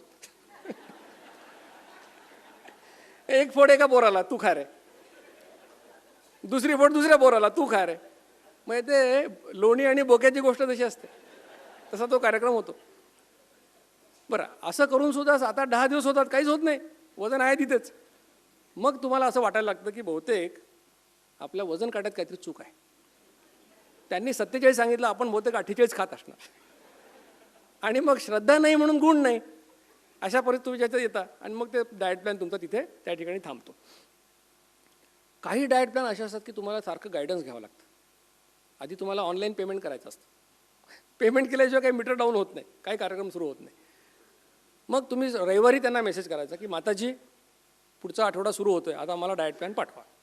मग माताजी तुम्हाला कॉम्प्युटर ईमेल पाठवतात, मग त्याचं तुम्ही प्रिंटआउट काढायचं. मग तुम्हाला 7 दिवसाचा प्लॅन सगळा दिलेला असतो, सोमवारपासून रविवारपर्यंत. मग काय, सकाळी उठलं 5 वाजता की ब्लॅक कॉफी, 7:30 वाजता 2 टोस्ट, 9:30 वाजता एक कुठेतरी बिस्किट, 11:30-12 वाजता काय जेवायचं, पालकचं सूप आणि काहीतरी. असं सगळं दिवसभराचं प्लॅनिंग दिलेलं असतं आणि तुम्ही ते करता. कारण वजन कमी करणारा माणूस बघा काही करायला तयार असतो. आणि खाऊन कोणी वजन कमी करायला सांगितलं तर त्याला अतिशय आनंद असतो. मग तुम्ही असं करता, 7-8-10 दिवस 15 दिवस झाले की थोडं अर्धा 1 किलो वजन कमी होतं. कारण तुम्ही एवढं खात असता, वजन तर कमी होतं थोडंफार. पण गंमत पुढे होते नंतर. तुमचा कुठून तरी अमेरिकेहून वगैरे मित्र येतो, तो म्हणतो हे हर्षेज चॉकलेट आणले छान, एक खा. तुम्ही ते एकदा चॉकलेटकडे बघता, दुसरं आपल्या यादीकडे बघता. या यादीमध्ये लिहिलेलं असतं बीटाचे 3 तुकडे. तेव्हा तुमच्या लक्षात येतं की मी एवढा गुलाम झालेलो आहे की मला साधं एक चॉकलेट खाण्याचं स्वातंत्र्य पण राहिलेलं नाही. आणि आपल्या सगळ्यांना स्वातंत्र्य आवडत असतं खूप. जेव्हा तुम्हाला हे लक्षात येतं की ही गुलामगिरी काही आपल्याला परवडणारी नाही, तेव्हा तुम्ही ते बंद करता. बंद केलं की पुन्हा जे तुमचं वजन कमी झालेलं होतं ते पुन्हा जागच्या जागी येऊन थांबतं. मग त्यामुळे तोही प्लॅन तिथे बंद पडतो. काही प्लॅन असतात की ते सांस्कृतिकदृष्ट्या विपरीत असतात. पुण्याच्याच एक कुलकर्णी म्हणून आहे डॉक्टर, त्यांचा मला फोन आला. काय म्हणाल्या, डॉक्टर मी कंटाळून गेले हो या डाएटला. म्हटलं काय झालं, काय करता? म्हणे 6 महिने झाले म्हणे. म्हटलं काय? म्हणे सकाळी चिकन खाते, लंचला मटण खाते आणि डिनरला फिश खाते म्हणे. मी म्हटलं चांगलं आहे ना, सगळे पौष्टिक पदार्थ आहेत. वजन कमी झालं का? हो म्हणे 2-3 किलो कमी झालं. मग प्रॉब्लेम काय? नाही म्हणे मला इतक्या ते हे व्हायला लागलं की चिकनच्या दुकानावरून गेलं तरी मला उलटी व्हायला लागली म्हणे आता. मी म्हटलं तुम्ही नॉन व्हेजिटेरियन असणार ना? नाही हो म्हणे मी व्हेजिटेरियन होते. मी म्हटलं तुमच्या कुलकर्ण्यांच्या खानदानात कोणी खाल्लं नसेल तेवढं तुम्ही 6 महिन्यात खाल्लं नॉनव्हेज. म्हणजे जे डाएट प्लॅन सांस्कृतिकदृष्ट्या विपरीत असतात ते पण फेल होतात. मग डाएट प्लॅन सक्सेसफुल कुठला होईल? पैसे लागायला नको, मशीन लागायला नको, काही विकत आणून सप्लिमेंट घ्यायची गरज पडायला नको, डॉक्टर नको, एक्सपर्ट नको. आणि सगळ्यात महत्त्वाचं, तो तुम्हाला आयुष्यभर आनंदाने करता आला पाहिजे, तरच तो डाएट प्लॅन सक्सेसफुल होणार, नाही तर होणार नाही.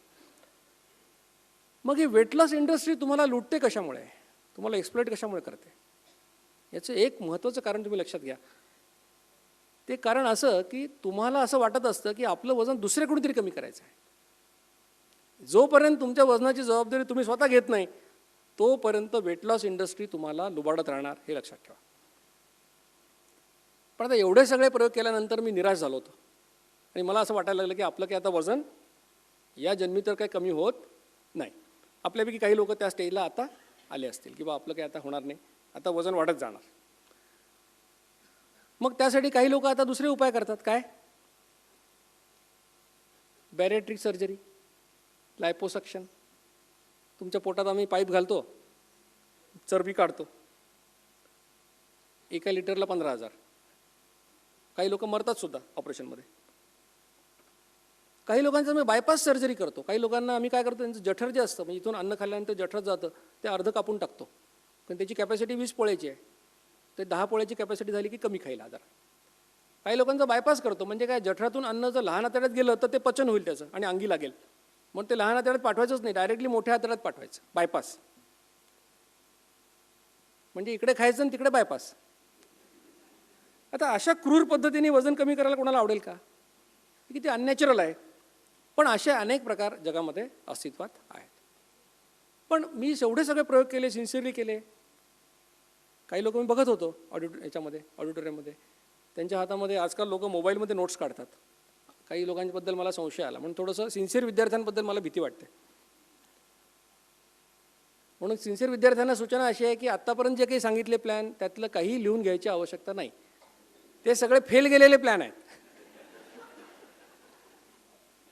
लिहिलं असेल कोणी तर त्याला फुली मारा की हे करायचं नाही, हे करायचं नाही. मग अशा नैराश्याच्या अवस्थेत असताना मला एका मित्राने सांगितलं की एवढं तू केलं सगळं, डॉक्टर जिचकारांचं लेक्चर ऐकून पहा. मला डॉक्टर जिचकारांविषयी माहिती होती, पण मी त्या यूट्यूबवर गेलो आणि ते लेक्चर ऐकलं. आणि त्या लेक्चरमध्ये जिचकारांनी जे सांगितलं साधा सोपा फॉर्म्युला, तो मी आज तुम्हाला सांगणार आहे. काय सांगितलं त्यांनी? त्यांनी असं सांगितलं की तुम्हाला जर वजन कमी करायचं असेल आणि डायबिटीज प्रिव्हेंट करायचं असेल तर साधा सोपा उपाय असा आहे की दिवसातून 2 वेळा जेवा, इतर वेळा तोंड उघडायचं तर बोलण्यासाठी किंवा पाणी पिण्यासाठी. मला आश्चर्य वाटलं की असं कसं काय होऊ शकेल. पण ते लेक्चर मी 4-5 वेळा ऐकलं. मी म्हटलं जिचकार असं म्हणतात का की गोड खाऊ नका? तसं म्हणत नाही. मी म्हटलं असं म्हणतात का की तेल तूप खाऊ नका? तसंही म्हणत नाही. मी म्हटलं कमी खा असं म्हणतात का? तेही म्हणत नाहीत. नॉनव्हेज खाऊ नका का? तसंही म्हणत नाहीत. पण मला अगदी आश्चर्य वाटलं. म्हटलं 2 वेळा जेवायचं, भरपूर जेवायचं, पोटभर जेवायचं आणि वजन कमी होणार, हे कसं काय शक्य आहे? पण मी विचार असा केला की डॉक्टर जिचकारांसारखा माणूस जर अशी एखादी गोष्ट सांगत असेल तर नक्कीच त्याच्यामध्ये काही ना काही तथ्य असणार. म्हणून मी तो प्रयोग सुरू केला. पण यावेळेला मी पथ्य असं पाळलं की कोणाला काही सांगायचं नाही. कारण मी दिसलो की लोक विचारायचे आप क्या चालू आहे. कारण आपल्या आजूबाजूला फार म्हणजे प्रेरणा देणारे लोक असतात. तुम्ही डायटिंग करता हे माहीत असलेली मैत्रीण तुम्ही दिसलात की म्हणते 2 किलो कमी झाला का वाटतं बरं का. प्रत्यक्षात तुम्हाला माहिती असतं की 2 किलो वाढलेलं आहे. लोक असे कुचकट खूप असतात बहुत. मग मी ठरवलं कोणाला काही सांगायचं नाही. मी म्हटलं की अभि कुछ भी नाही चालू. पण 1-1.5 महिन्यातच माझ्या लक्षात आलं की आपलं वजन कमी व्हायला लागलं, पोट कमी व्हायला लागलं. आणि लोक विचारायला लागले काय करता. मी म्हटलं काही करत नाही, 3 महिने होऊ द्या. 3 महिने झाले आणि 3 महिन्यांनी माझ्या असं लक्षात आलं की आपलं वजन 8 किलो कमी झालं आणि पोटाचा घेर 2 इंच कमी झाला. जे मला अपेक्षित होतं ते सगळं त्या ठिकाणी घडलं. पण प्राध्यापक माणूस म्हणजे संशय आत्मा. कुठल्या गोष्टीवर पटकन विश्वास ठेवायचा नाही. म्हटलं घरामध्ये आपल्याकडे डायबिटीसची हिस्ट्री आहे. आईला डायबिटीस, मामाला डायबिटीस, मोठे आपल्याला पण डायबिटीस झाला. आणि डायबिटीसमध्ये माणूस खंगतो, वजन कमी होतं. म्हटलं बहुतेक वजन आपलं डायबिटीसमुळे कमी व्हायला लागलं. आपण क्रेडिट जिचकारांना द्यायला लागलो. मग सगळ्या तपासण्या केल्या, ब्लड शुगर केलं, HbA1c केलं, सगळं केलं. मग सगळं लक्षात आलं की हे ॲब्सोल्युटली नॉर्मल आहे. आणि मला आतून तर छान वाटतच होतं, फ्रेशही वाटत होतं. तेव्हा मला खात्री पटली की खरंच जिचकार जे सांगतायत तो साधा सोपा उपाय हा भारतासारख्या देशासाठी अतिशय महत्त्वाचा आहे. आणि मग तेव्हापासून जो दिसेल त्याला मी हे सांगायला सुरुवात केली. विद्यार्थी असो, नातेवाईक असो, कोणी त्याने ऐको न ऐको मी सांगायचो. आणि हीच अवस्था तुमची 3 महिन्यांनी येणार आहे. कारण मी म्हटलं की हे व्याख्यान आम्ही म्हणतो हे व्याख्यान नाही आहे, हा लाईफ चेंजिंग एक्सपिरियन्स आहे. लक्षात ठेवा, हे आयुष्य बदलण्याची क्षमता या व्याख्यानामध्ये आहे. म्हणून नुसतं इकडून ऐकून तिकडून सोडायचं नाही आहे. पुण्यातल्या सगळ्या लोकांपर्यंत पोहोचायचं आहे, हे तुमचं काम आहे. आणि 3 महिने प्रयोग करायचा आहे. माझ्यावर विश्वास ठेवायचा नाही, स्वतःवर विश्वास ठेवायचा, असं आम्ही सांगतो. मग आता डॉक्टर जिचकारांचा नेमका सिद्धांत काय? आता हे व्याख्यानातला महत्त्वाचा भाग आहे. एक 5 मिनटं पुढचे. सिद्धांत काय सांगतोय आपल्याला की तुमच्या शरीरामध्ये इन्शुलिन नावाचं एक हॉर्मोन आहे. त्याचं प्रमाण जर वाढलं तर तुम्ही लठ्ठ होणार आणि तुम्हाला कालांतराने डायबिटीस होणार. हा तो सिद्धांत आहे. आता जेव्हा जेव्हा या व्याख्यानामध्ये आणि अभियानामध्ये डायबिटीस हा शब्द मी वापरतो, त्याचा अर्थ टाईप 2 डायबिटीस आहे असं तुम्ही लक्षात घ्या. कारण डायबिटीसचे 2 प्रकार आहेत महत्त्वाचे. एक आहे टाईप 1, जो लहान मुलांना होतो, जो 14 वर्षापर्यंत डायग्नोज होतो, आणि या मुलांना कायम आयुष्यभर या लोकांना इन्शुलिनचे इंजेक्शन घ्यावे लागतात, कारण त्यांच्या शरीरामध्ये इन्शुलिन तयार होत नाही. पण तुम्ही ज्यांनी कोणी हात वर केले त्याच्यापैकी बऱ्याचशा लोकांना कसं झालं आहे, 40 नंतर झालेलं आहे, ज्याला आम्ही मॅच्युरिटी ऑनसेट डायबिटीस म्हणतो किंवा टाईप 2 डायबिटीस. त्यामुळे हे सगळं अभियान जे आहे आणि व्याख्यान जे आहे किंवा डाएट प्लॅन मी सांगणार तो टाईप 2 डायबिटीसबद्दल आहे, एवढं लक्षात घ्या.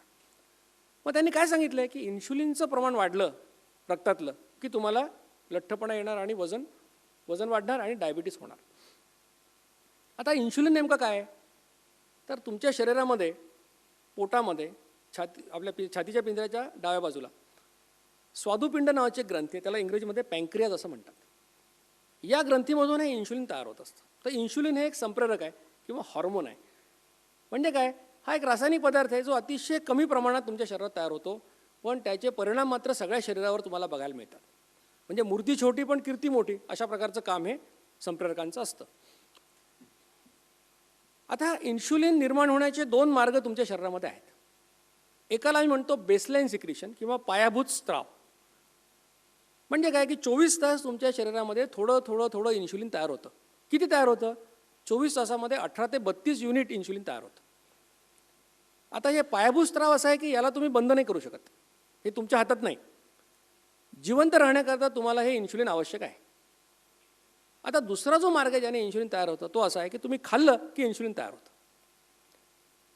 अपेक्षा अशी आहे की तुम्हाला लागणाऱ्या एकूण इन्शुलिनपैकी दिवसभरातल्या 50% बेसलाईनमुळे मिळावं आणि 50% तुम्ही खाण्यामुळे तयार करावं. म्हणजे तुमचं जर 18 ते 32 युनिट बेसलाईन असेल तर 18 ते 32 युनिट तुम्ही तयार करावं खाण्यामुळे, अशी अपेक्षा आहे. आता इन्शुलिन निर्मितीची एक वेगळी पद्धत अशी आहे की इन्शुलिन तयार होणार म्हणजे तुमचं एक माप इन्शुलिन पडणार.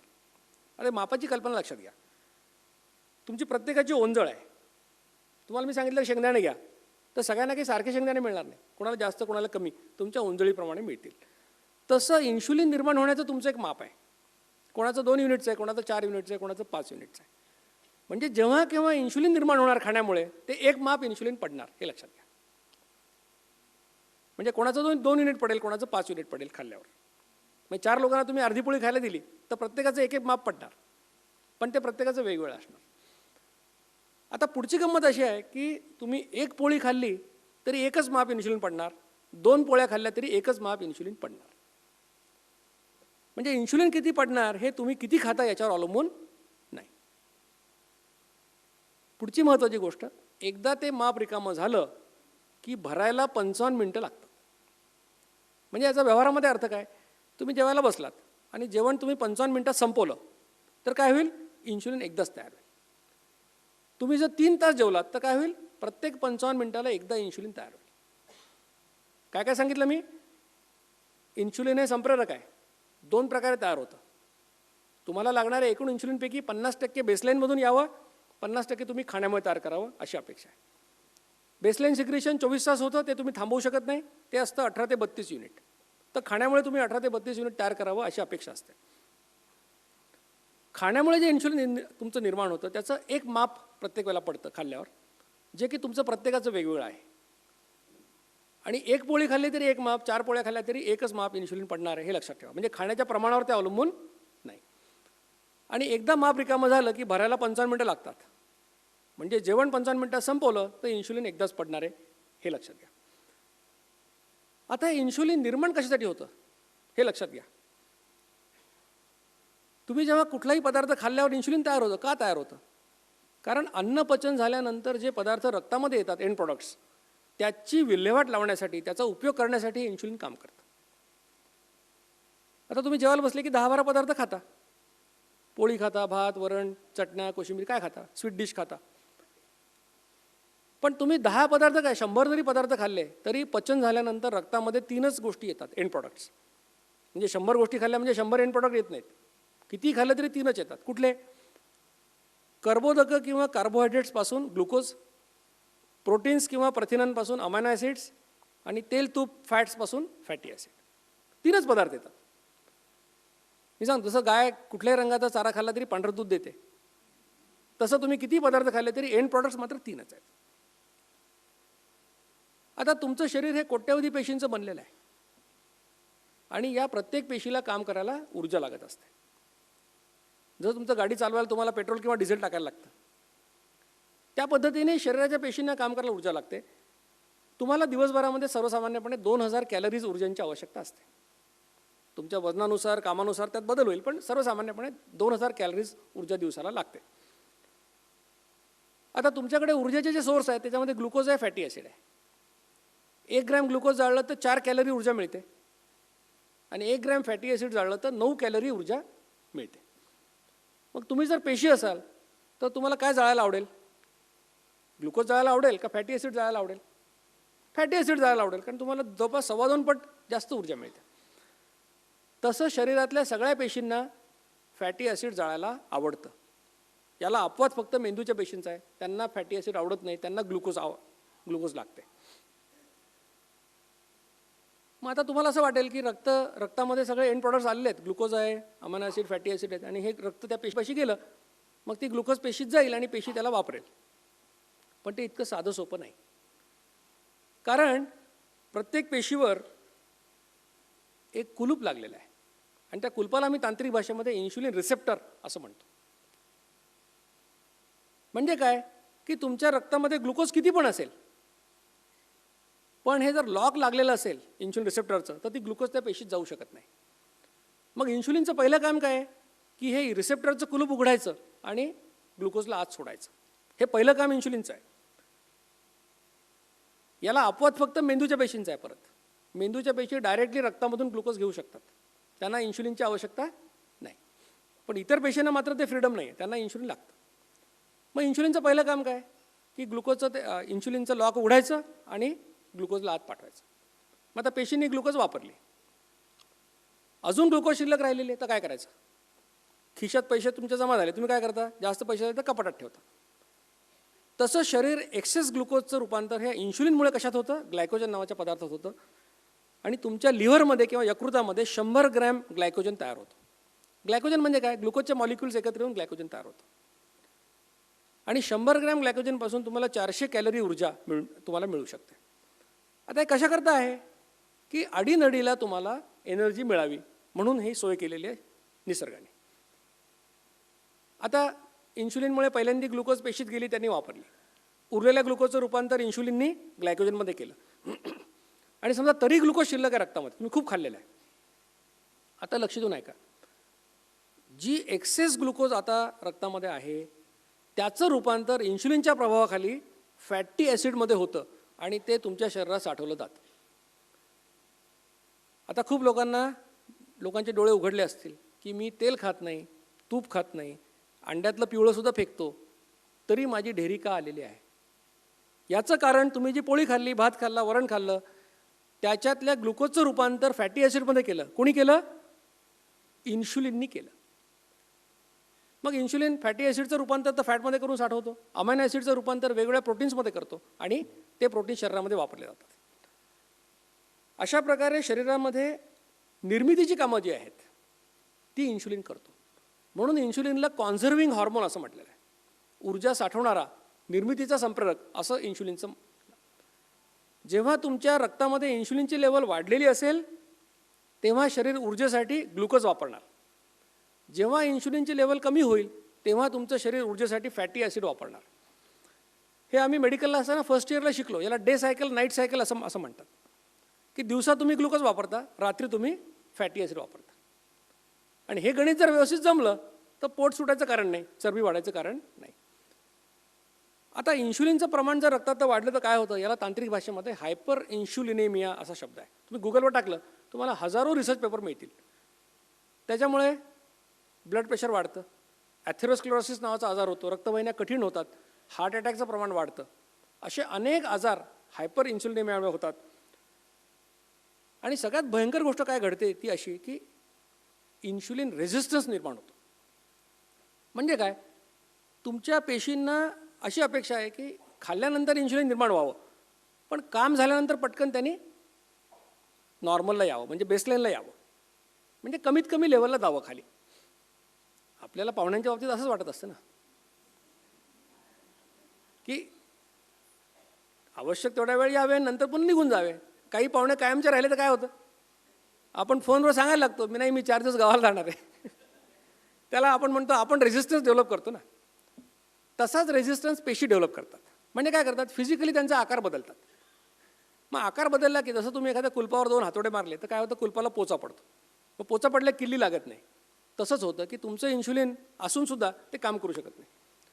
मग मेंदूकडे संदेश जातो, तुमचं माप होतं 4 युनिटचं, पण त्याने काय आता ते ग्लुकोज पेशी जात नाही आहे. मग मेंदू म्हणतो ठीक आहे, याचं माप वाढवून द्या आता. मग 4चं 6चं माप होतं. मग त्याच्यात 2-4 महिने काम चालतं, धक्काबुक्की करून ग्लुकोज जातं. परत रेझिस्टन्स वाढतो, पुन्हा मेंदू माप वाढवतो, 6चं 10 युनिट करतो. त्याच्यावर 4-5 महिने काम चालतं. शेवटी अशी अवस्था येते की तुमच्या रक्तामधलं इन्शुलिन वाढलेलं आहे, तुमच्या रक्तामधलं ग्लुकोज पण खूप जास्त आहे, पण ते ग्लुकोज काही पेशीमध्ये जाऊ शकत नाही. मग ते लघवीतून बाहेर पडायला लागतं, तुम्ही खंगायला लागता, डॉक्टरकडे जाता. डॉक्टरकडे गेलं की उपाशी पोटची साखर 350 आणि जेवल्यानंतर 450. असं झालं की आम्ही तुम्हाला टाईप 2 डायबिटीसचा शिक्का मारतो. म्हणजे तुमच्या लक्षात काय आलं की तुम्हाला जो डायबिटीस होतोय टाईप 2, हा इन्शुलिन निर्माण झालं नाही म्हणून झालेलं नाही. हा इतकं इन्शुलिन निर्माण झालं पण ते सगळं बिनकामाचं आहे म्हणून झालेलं आहे, हे लक्षात घ्या. त्यामुळे इन्शुलिनची लेव्हल वाढली तर लठ्ठपणा येणं आणि मधुमेह होणं टाईप 2, याचा अर्थ हे एकाच प्रवासातले टप्पे आहेत, माइलस्टोन्स आहेत. आता जर इन्शुलिनची लेव्हल कमी झाली तर काय होईल, पहिल्यांदी तुमच्या रक्तात जेवढी ग्लुकोज आहे तेवढी वापरली जाईल, मेंदूपुरती ठेवून बाकीची वापरली जाईल. तरी तुम्ही काही खाल्लं नाही तर मग काय करायचं, मग तुमचं ग्लायकोजन काढून त्यातून तुम्हाला 400 कॅलरी ऊर्जा मिळेल. म्हणजे ग्लायकोजन हे काही सगळं संपवत नाही, शरीर थोडं ठेवतं, पण त्याच्यानंतर तुम्ही काही खाल्लं नाही आणि सकाळी मॉर्निंग वॉकला गेले समजा 5 किलोमीटर, मग ऊर्जा कुठून मिळणार आहे आता. मग तुमच्या शरीरामध्ये जिथे कुठे चरबी आहे ती चरबी बाहेर काढून जाळण्याचा कार्यक्रम सुरू होतो आणि मग तुमचं पोट कमी होतं, वजन कमी होतं. म्हणजे लक्षात काय आलं तुमच्या, ज्याला कोणाला या जगामध्ये वजन कमी करायचं आहे, ज्याला कोणाला पोट कमी करायचं आहे, ज्याला कोणाला चरबी जाळायची आहे, त्याच्या पुढे एकमेव मार्ग आहे इन्शुलिनची लेवल कमी करणे. हे केल्याशिवाय कोणाचंही वजन कमी होणार नाही, कोणाची चरबी जाणार नाही. मग आता इन्शुलिनची लेवल कमी करायची, कशी करायची कमी, कमी खाण्याचा फायदा आहे का कमी वेळा खाण्याचा फायदा आहे, कमी वेळा खाण्याचा फायदा आहे. म्हणजे मी स्वतःला शाबासकी देतो, कळलं लोकांना. कारण कमी खाऊन काय इन्शुलिन तेवढं तयार होणार ना, म्हणून कमी वेळा खाण्याचं महत्त्व आहे. मग आता अजून एक गृहपाठ तुम्हाला, तुम्ही इन्शुलिन किती वेळा तयार करता ते पहा.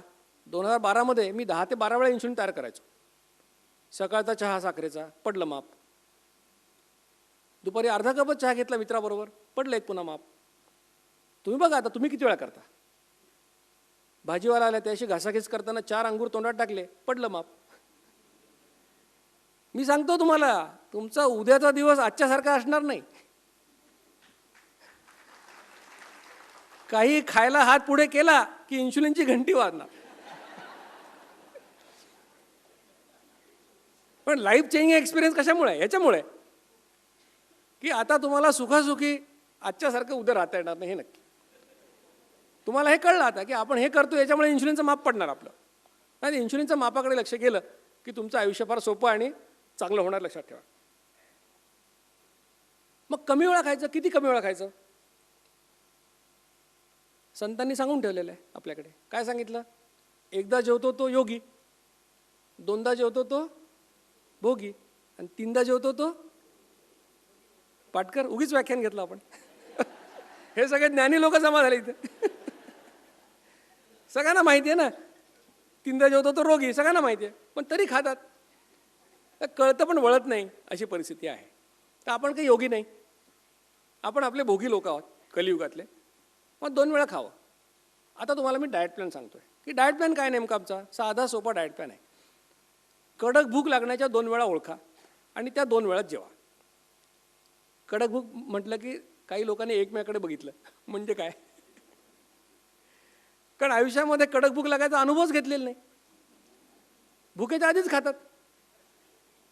खूप लोकांना विचारतो मी, तुम्ही का खाता, मग लोक काही सांगतात, ऊर्जेसाठी खातो, कोणी म्हणतं कॅल्शियम, कोण काय काय काय सांगतात.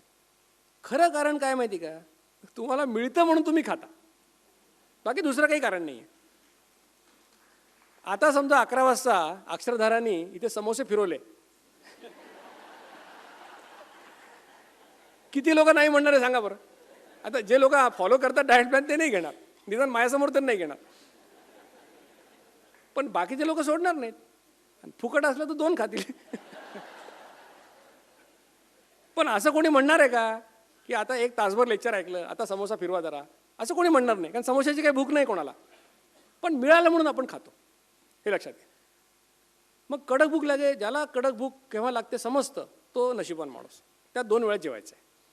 ज्याला नाही समजत त्यांच्याकरता जगात 2 पॅटर्न आहेत. एक आहे सकाळी 9 संध्याकाळी 6, दुसरा पॅटर्न आहे दुपारी 12:30 1 रात्री 8:30 9. तर कुठल्या एका पॅटर्ननी चालू करून द्या. तुम्हाला 8 दिवसामध्ये ट्रायल अँड एररनी कळेल की आपली भूक 9ला नाही आहे 10ला आहे. त्याप्रमाणे एकदा तुमच्या वेळा ठरल्या की त्याच वेळेला जेवायचं. 15-20 मिनटं मागे पुढे झालं तरी चालेल, पण आज 9ला जेवलं, उद्या 11ला जेवलं, परवा 4ला जेवलं तर काय होईल? कुठला सिग्नल सांगितला मी? स्टार्वेशन सिग्नल, आणि पुन्हा ढेरी बाहेर. म्हणून त्या ठराविक वेळेला जेवायचं. काही लोकांना आम्हाला भूक नसते, एखाद्याला असं होतं भूक लागत नाही त्यावेळेला, कमी खा पण ती वेळ दौडू नका. तुम्ही 9ची वेळ असेल, भूक नाही तर ठीक आहे अर्धी पोळीच खा, पण त्या वेळेला खा. 2 वेळा जेवायचं, वेळा फिक्स ठेवायच्या. जेवणामध्ये गोड जेवढं कमी खाल तेवढं तुमच्या आरोग्यासाठी चांगलं आहे. कारण आपली जी म्हण आहे, साखरेचं खाणार त्याला देव देणार, त्याच्या पुढे डायबिटीस हे लक्षात ठेवा. कारण आता मॉडर्न सायंटिस्ट असं म्हणतात की insulin and sugar are responsible for diabetes. आणि रॉबर्ट लस्टिक नावाचा एक डॉक्टर आहे, तो गेली 30 वर्ष शुगर इंडस्ट्रीशी भांडतोय. त्याचं म्हणणं असं आहे की साखर ॲडिक्टिव्ह आहे, साखरेचं व्यसन लागतं. आणि हे तुम्हाला माहिती आहे, तुमच्यापैकी काही लोक असे आहेत की ज्यांना जेवताना काही ना काही गोड खावंच लागतं. नाही मिळालं तर ते गुळाचा खडा तरी खातात. आहेत ना असे लोक? हे सगळे साखरेचे ॲडिक्ट आहेत. तर तो असं म्हणतो की जसं 18 वर्षापर्यंतच्या मुलांना तुम्ही सिगारेट आणि दारू विकायला मनाई आहे, तसं साखर विकायला मनाई करा. इतका तो टोकाची भूमिका घेतो. पण एवढं नाही, निदान जेवढं गोड कमी खाल तेवढं चांगलं. आणि जेवणातले प्रोटीन्स वाढवा. नॉनव्हेज लोकांना प्रॉब्लेम नाही, ते जे काही खातील ते प्रोटीन चांगले आहेत. पण व्हेजिटेरियन लोकांची मोठी अडचण आहे. कारण पोळी खाल्ली, भात खाल्ला तर फक्त 9-10% प्रोटीन आहे त्याच्यात. मग काय करायचं अशा लोकांनी? पोळी थोडी कमी करा आणि मोड आलेलं कडधान्य खा. कमी करा म्हटलं, बंद करायचं का? मग काहीही बंद करायचं नाही. जगा वेगळं करायला काही जायचं नाही. मध्यंतरी पोस्ट फिरत होते, मी पोळी सोडली आणि माझं काय हे कमी झालं ते कमी झालं. पोळी खाणाऱ्या पंजाबमध्ये पण लठ्ठपणा आहे आणि भात खाणाऱ्या केरळमध्ये पण लठ्ठपणा आहे. आणि बॅलन्स डाएट खाणाऱ्या अमेरिका आणि भारतामध्ये सगळ्यात लठ्ठपणा जास्त आहे. त्यामुळे काय खाता याला फारसं महत्त्व नाही आहे. तर प्रोटीन वाढवा, कार्बोहायड्रेट थोडे कमी करा, हा एक सल्ला आहे.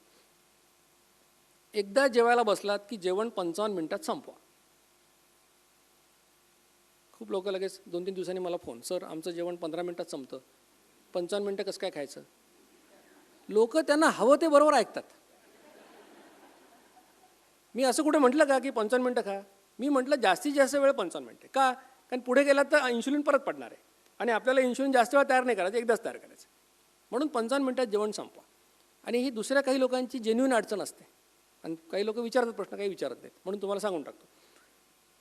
की काही लोकांचं असं आहे की त्यांना रोज 2 पेग पिल्याशिवाय त्यांचं जेवणच घशाखाली उतरत नाही. असे काही लोक असतात. मग त्यांचा मोठा प्रॉब्लेम येतो. आता काय करायचं? आम्ही काय करायचं? मग त्यांना आम्ही सांगतो की बा अल्कोहोल वाईटच आहे. अल्कोहोलने लिव्हरवर, किडनीवर सगळे परिणाम होतात. कुठलाही डॉक्टर तुम्हाला दारू प्या असं सांगणार नाही, मी पण सांगणार नाही. पण तुम्हाला अपरिहार्य असेल, अगदी प्यावंच लागत असेल तर काय? खाणे आणि पिणे हे 55 मिनिटात संपवा. म्हणजे डाएट प्लॅनला काही अडचण नाही आहे. तुमचं लिव्हरचं काय वाट लागायची ती लागेल, तो वेगळा पण. मग 55 मिनिटात जेवण संपवायचं आणि 2 जेवणांच्या मध्ये काहीही खायचं नाही. इतना सन्नाटा क्यों है भाई? हे या व्याख्यानातलं सगळ्यात क्रूर वाक्य आहे असं लोकांचं म्हणणं आहे की 2 जेवणांच्या मध्ये काही खायचं नाही. पण इलाज नाही. तुम्हाला जर वजन कमी करायचं असेल, मधुमेह टाळायचा असेल तर हे तुम्हाला करावं लागणार. मग आता 2 जेवणांच्या मध्ये काय घेतलेलं चालतं? खूप लोक म्हणाले चला काहीतरी आहे थोडंसं.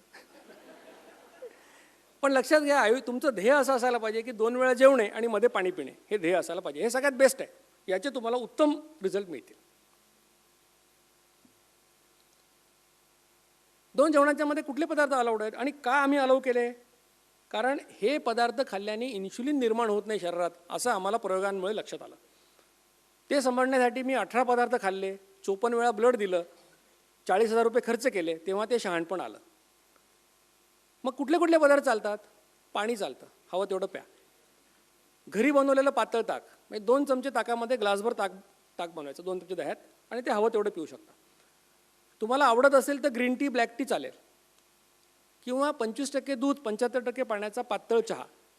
कुठल्याच पदार्थामध्ये साखर, शुगर फ्री टाकायचं नाही, कारण शुगर फ्रीने पण इन्शुलिन तयार होतं.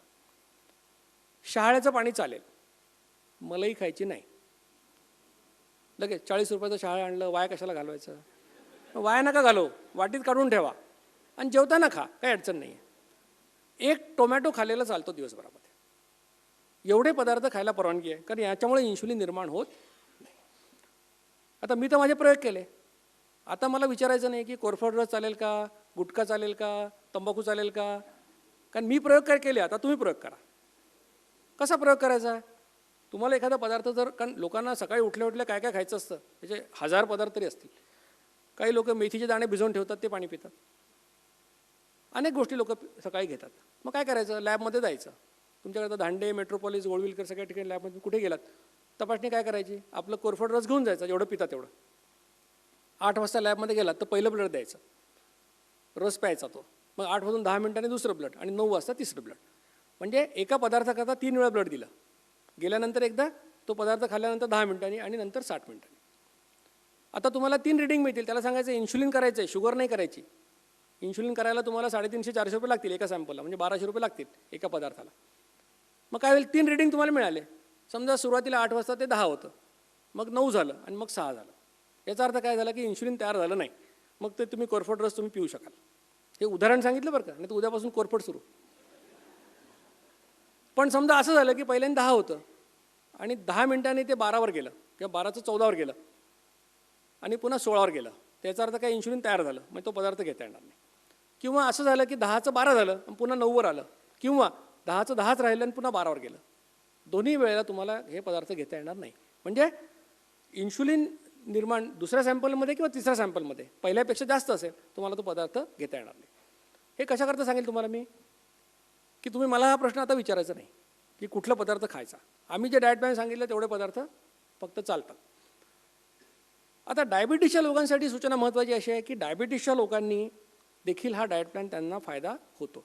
माझा बालगंधर्वच्या लेक्चरमध्ये जे लोकांनी यूट्यूबवर ऐकतात त्यात आम्ही असं म्हणायचो पूर्वी की डायबिटीसच्या लोकांनी हा प्लॅन, का त्याच्या आधीच्या लेक्चर्समध्ये म्हणायचो आम्ही की डायबिटीसच्या लोकांनी करू नका.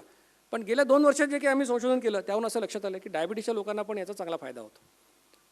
तर डायबिटीसच्या लोकांनी पण करायला हरकत नाही, पण करण्यापूर्वी 2 तपासण्या करायच्या आहेत, HbA1c आणि फास्टिंग. HbA1cमुळे आम्हाला तुमचं गेल्या 3 महिन्यातलं ॲव्हरेज ब्लड ग्लुकोज समजतं, आणि इन्शुलिनच्यामुळे आपल्याला तुमचं इन्शुलिन रेझिस्टन्स काय ते आम्हाला समजतो. या 2 तपासण्या करायच्या, ते रिपोर्ट आम्हाला पाठवायचे. हे लेक्चर झाल्यानंतर तुम्हाला आम्ही एक कागद देणार आहोत, त्याच्यामध्ये ॲडमिनचे नावं आणि मोबाईल नंबर आहेत जे आमच्या अभियानात आहेत. त्यांना तुम्ही त्या व्हॉट्सअपवर तुमचे रिपोर्ट पाठवू शकता. हे रिपोर्ट पाठवल्यानंतर आम्ही तुम्हाला सांगितलं की डाएट प्लॅन करा, तर डेफिनेटली तुम्ही करू शकता, तुम्हाला फायदा होईल. पण स्वतःच्या मनाने जर केलं आणि लक्ष्मी रोडवर चक्करून पडलात तर डॉक्टर दीक्षित आणि अभियान जबाबदार नाही, हे लक्षात ठेवा. आता तुमच्या लक्षात आलं की डाएट प्लॅन नेमका काय. आता याला काही शास्त्रीय आधार आहे का? याला काही शास्त्रांचा आधार आहे का? आयुर्वेद म्हणतं 2 काल भुंजती, म्हणजे दिवसात 2 वेळा जेवा.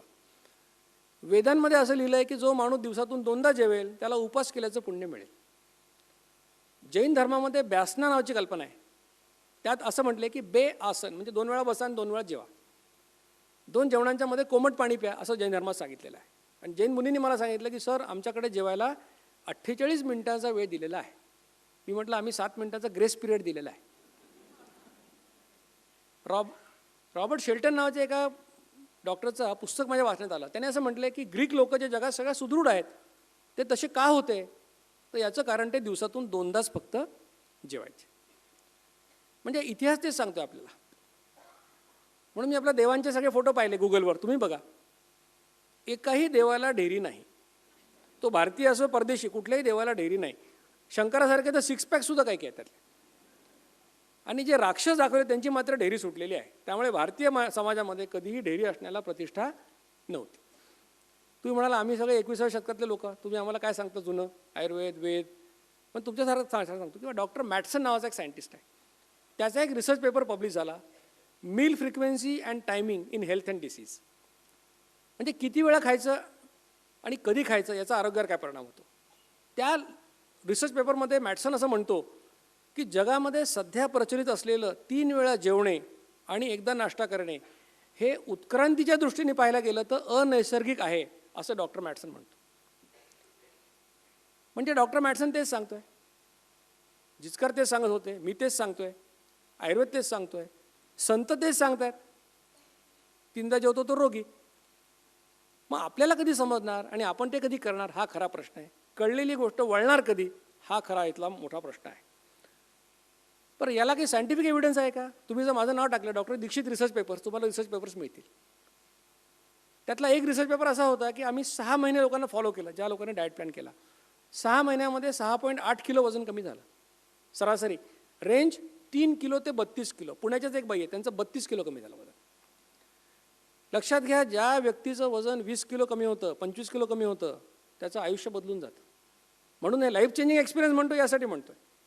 ज्याचा डायबिटीसच्या गोळ्या बंद होतात त्याच्यासाठी लाईफ बदललं आहे, हे लक्षात ठेवा. गरज फक्त प्रामाणिकपणे करण्याची आहे.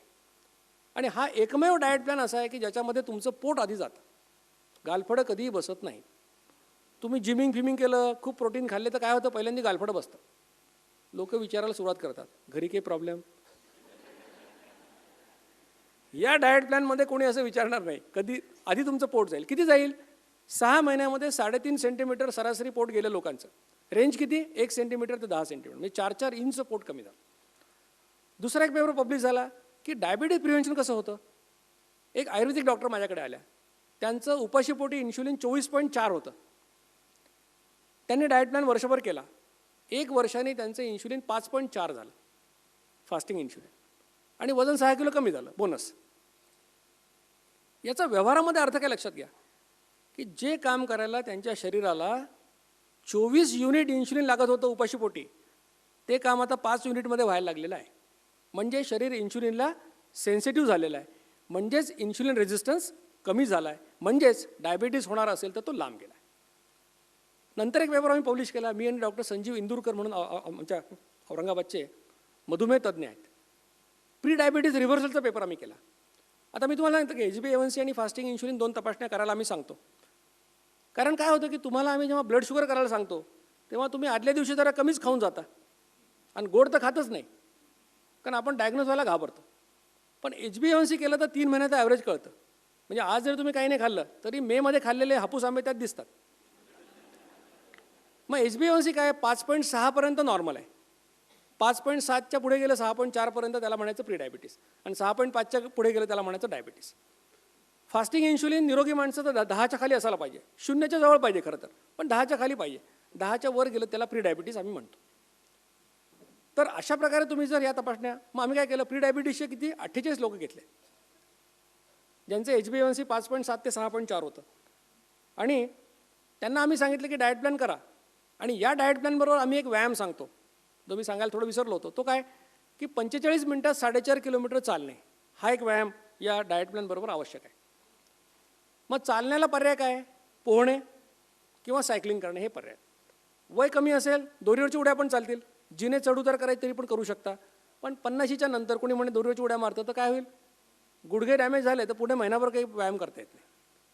म्हणून चालणं हा साधा सोपा व्यायाम आहे, इंजुरी त्यात होत नाही. मग या लोकांना मी काय सांगितलं की डाएट प्लॅन करा आणि 4.5 किलोमीटर चाला. या सगळ्या लोकांनी ते केलं आणि 3 महिन्यामध्ये हे सगळेच्या सगळे लोक नॉन डायबिटिक झाले. म्हणजे उद्या तुम्ही तपासणी केल्यानंतर तुमच्या लक्षात आलं की आपलं HbA1c प्री डायबिटिक रेंजमध्ये आहे, तर घाबरू नका. कुठल्याही डॉक्टरकडे जाण्याची आवश्यकता नाही. 3 महिन्यात तुम्ही हा डाएट प्लॅन करा, तुम्ही नॉन डायबिटिक व्हाल, हे मी तुम्हाला खात्रीने सांगतो. नंतर एक पेपर पब्लिश केला आम्ही की डायबिटीज रिव्हर्सल होऊ शकतं का, जो आशेचा किरण जागृत झाला त्याच्यामुळे झालेला आहे. लातूरचे एक आमचे प्राध्यापक आहेत, प्राध्यापक श्याम, त्यांचं HbA1c 10.1 होतं, 5.6 अप्पर लिमिट आहे, त्यांचं 10.1 होतं. वजन 86 किलो, पोटात अखेर 42 इंच, साखर उपाशीपोटी 213, जेवल्यानंतर 283. डायबिटीज झाला 1 जानेवारी 2017. डॉक्टरांकडे गेले, त्यांना 3 गोळ्या सुरू केल्या. त्यांनी मला फोन केला, म्हणे मला फायदा होईल का? मी म्हटलं हे शास्त्र आहे, त्याच्यामुळे याच्यावर श्रद्धा असो नसो सगळ्यांना फायदा होतो. श्रद्धा ठेवायची आवश्यकता नाही, शास्त्र आहे. फक्त प्रामाणिकपणे करा, मी सांगतो ते. मी त्यांना म्हटलं 4.5 किलोमीटर चाला. ते म्हणाले नाही मी 6 किलोमीटर चालतो. म्हटलं हरकत नाही, चाला. जे काही कराल ते आयुष्यभर करता आलं पाहिजे अशा पद्धतीने करा. कारण आपल्याला काय 2 महिन्याचा कार्यक्रम नाही आहे, हे लाईफस्टाईल मॉडिफिकेशन आहे. हा काय डाएट प्लॅन नाहीच आहे, हा लाईफस्टाईल मॉडिफिकेशन आहे. ऑगस्टमध्ये त्यांचे रिपोर्ट आम्ही बघितले परत. HbA1c 5.3 झालेला आहे, म्हणजे 10.1चं 5.3. एकही गोळी घेतली नाही, पैसा खर्च केला नाही. वजन 14 किलो कमी झालं, पोटाचा घेर 6.5 इंच कमी झाला, उपाशीपोटी साखर 87, जेवल्यानंतर 120. त्यामुळे प्राध्यापक शाह हे नॉन डायबिटिक झाले. सांगायचा उद्देश काय की उद्या तुम्ही जर HbA1c केलं आणि ते 8 निघालं, 9 निघालं, 10 निघालं, कितीही निघो, आणि कोणत्याही डॉक्टरांनी तुम्हाला किती औषधं लिहून देऊ, 1 महिना फक्त हा प्रयोग करा. 1 महिन्यात तुमचे डॉक्टर्स म्हणतील की तुमचं जरा इम्प्रूव्हमेंट दिसते. वाटलं त्या गोळ्या घ्या आणि घरी ठेवून द्या, घेऊ नका, आमचे संपर्क साधा फक्त. अशा प्रकारे अनेक पेपर पब्लिश झाले. मग माझ्या असं लक्षात आलं की डायबिटीसच्या पेशंटचं नेमकं काय चाललं आहे. आता ज्या लोकांनी डायबिटीसच्या लोकांनी हातवर केले, त्यातल्या कोणालाही प्रश्न विचारला, आम्ही असा अभ्यास केला. डायबिटीसच्या लोकांना आम्ही त्यांची प्रगती विचारली, 1000 पेशंटचा अभ्यास केला. काय प्रगती आहे? डायग्नोज झालो तेव्हा फक्त मेटफॉर्मिन चालू होतं, 2 वर्षांनी गोळ्यांचे डोस वाढले, 4 वर्षांनी ग्लिपिराइड ॲड केलं, 8 वर्षांनी पायग्लिडाझोन ॲड केलं, 12 वर्षांनी इन्शुलिन चालू केलं, 15 वर्षांनी किडनी डॅमेज, 18 वर्षांनी डोळे गेले. हीच प्रगती आहे ना सगळ्यांची. असं कोणी आहे का जो म्हणतो माझ्या 4 गोळ्या चालू होत्या आता 2 गोळ्या चालू आहेत? असं कोणीच नाही आहे. मग इतके बुद्धिमान डॉक्टर आपल्याला ट्रीटमेंट देत आहेत, मग असं का घडतं डायबिटीसमध्ये? याचं कारण असं आहे की आग सोमेश्वरी आणि बंब रामेश्वरी ही जी परिस्थिती आहे की डायबिटीस हा लाईफस्टाईल डिसऑर्डर आहे, जीवनशैलीमुळे झालेला आजार आहे. याचं उत्तर कुठे मिळणार आहे? जीवनशैली बदलातच मिळणार आहे, गोळ्या औषधामध्ये मिळणार नाही. आणि आमचं डायरेक्शन सगळं गोळ्या औषधांकडे आहे. त्यामुळे ही भयंकर परिस्थिती निर्माण झालेली आहे. जोपर्यंत तुम्ही लाईफस्टाईल मॉडिफाय करत नाही, आणि हे जागतिक संशोधनामध्ये सिद्ध झालेलं आहे की डायबिटीज प्रिव्हेन्शनमध्ये गोळ्यांपेक्षा लाईफस्टाईल मॉडिफिकेशन हे जास्त इफेक्टिव्ह आहे. त्यामुळे या अभियानाचं आमचं ध्येय काय आहे? तुम्हाला जर डायबिटीस झाला आणि तुम्ही डायबेटॉलॉजिस्टकडे गेलात, त्यांनी तुम्हाला काय सांगावं की गोळ्या औषधांचं नंतर बघू, आधी 2 वेळा जेवा आणि 4.5 किलोमीटर चाला. 3 महिन्यात तुमच्यावर जर चांगला परिणाम नाही दिसला तर मग गोळ्या द्यायचा का आपण विचार करू, असं कोणी सांगायला पाहिजे? डायबेटॉलॉजी सांगायला पाहिजे, असं आमचं ध्येय आहे. आणि हा देश आपला आणि हे विश्व हे या दोन्ही आजारापासून मुक्त व्हावं असं आमचं ध्येय आहे. तुमच्याकडनं माझी अपेक्षा काय आहे? माझ्यावर विश्वास ठेवू नका. मी जे सांगितलं ते जर तुम्हाला शास्त्र आहे असं वाटलं, जे तुमच्या तर्काला पटलं, तर उद्यापासून हा प्रयोग सुरू करा. लक्षात घ्या, कुठल्याही डाएट प्लॅनचा इफेक्ट यायला 3 महिने लागतात. मध्ये अर्ध्यात सोडू नका, कारण 8-10 दिवसात काही होणार नाही आहे. 3 महिने प्रयोग करा. 3 महिन्यांनी तुम्हाला कोणी काही कन्व्हिन्स करायची आवश्यकता नाही, तुम्हीच लोकांना सांगायला लागा. तुमच्या आयुष्यातले फक्त 3 महिने मागतोय. 3 महिने तुम्ही इतके अनेक प्रयोग केले असतील वर्षानुवर्ष, 3च महिने फक्त प्रयोग करा. 3 महिन्यांनी तुम्हाला फायदा झाला की या अभियानामध्ये आमच्याबरोबर सामील व्हा, असं मी तुम्हाला आवाहन करतो. बाकी तुम्ही काय आमच्या संशोधनामध्ये मदत करू शकता, व्याख्यानं आयोजित करू शकता.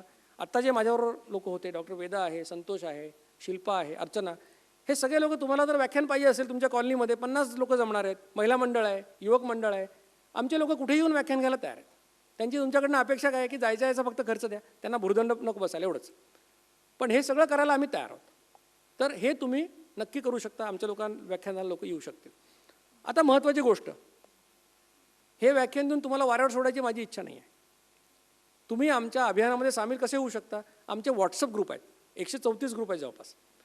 तुम्हाला हे व्याख्यान झाल्यानंतर आम्ही एक झेरॉक्स कागद देणार आहोत, त्याच्यामध्ये ॲडमिनची नावं आणि त्यांचे व्हॉट्सअप नंबर आहेत. तुम्ही काय करायचं की तुमचं नाव आणि तुम्ही कुठून आणि तुमचे रिपोर्ट्स, HbA1c फास्टिंग इन्शुलिन, त्याच्यावर त्या व्हॉट्सअप रिपोर्ट याच्यावर पाठवायचे.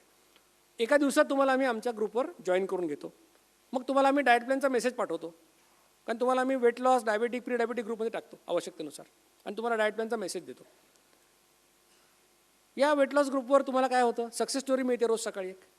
कोणाचं वजन कमी झालं, कोणाचं डायबिटीस गेला, तुम्हाला उत्साह वाढतो. तुम्ही तुमच्या शंका विचारू शकता, तुम्हाला काही प्रश्न असतील तर ग्रुपवर टाकू शकता. 24 तासाच्या आत तुम्हाला त्याचं उत्तर मिळतं. ही अभियान म्हणून आमची कमिटमेंट आहे. आणि या व्हॉट्सअप ग्रुपवर गुड नाईट, गुड मॉर्निंग, पानं, फुलं, झेंडे, फळं काही टाकायला परवानगी नाही आहे. त्यामुळे याचा तुम्हाला त्रास होत नाही व्हॉट्सअप ग्रुपचा. आणि अशा पद्धतीने हे काम आता वाढत चाललं आहे. जवळपास 32 देशामधले 28,000 लोक डायरेक्टली आमच्या संपर्कात आहेत. यूट्यूबच्या लेक्चरच्या माध्यमातून लाखो लोक याच्याशी निगडीत आहेत. आणि मला खात्री आहे की इथे आलेला प्रत्येक माणूस, तुमच्या फॅमिलीचा एक व्हॉट्सअप ग्रुप आहे. पहिलं काम काय करायचं तर व्हॉट्सअप ग्रुपवर आज लिंक पाठवून द्यायची दीक्षित सरांच्या लेक्चरची. जिथे कुठे कॅलिफोर्नियापासून कुठे लोक असतील चिपळूणपर्यंत सगळ्यांना कळू द्या की जगामध्ये साधा सोपा उपाय अवेलेबल आहे. गरज आहे फक्त तुम्ही प्रयत्न करण्याची. तर अशा प्रकारे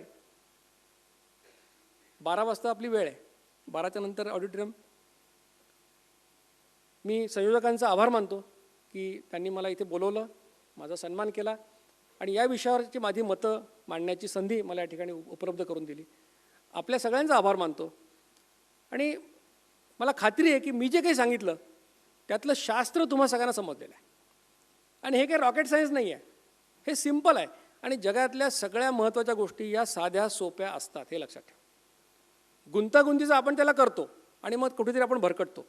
त्यामुळे हा प्रयोग, मला खात्री आहे की तुम्ही सगळे लोक उद्यापासून हा प्रयोग कराल, आमच्या अभियानामध्ये सामील व्हाल आणि जास्तीत जास्त लोकांना याचा फायदा कसा पोचेल याचा प्रयत्न कराल. तुमचं पुन्हा एकदा मी आभार मानतो.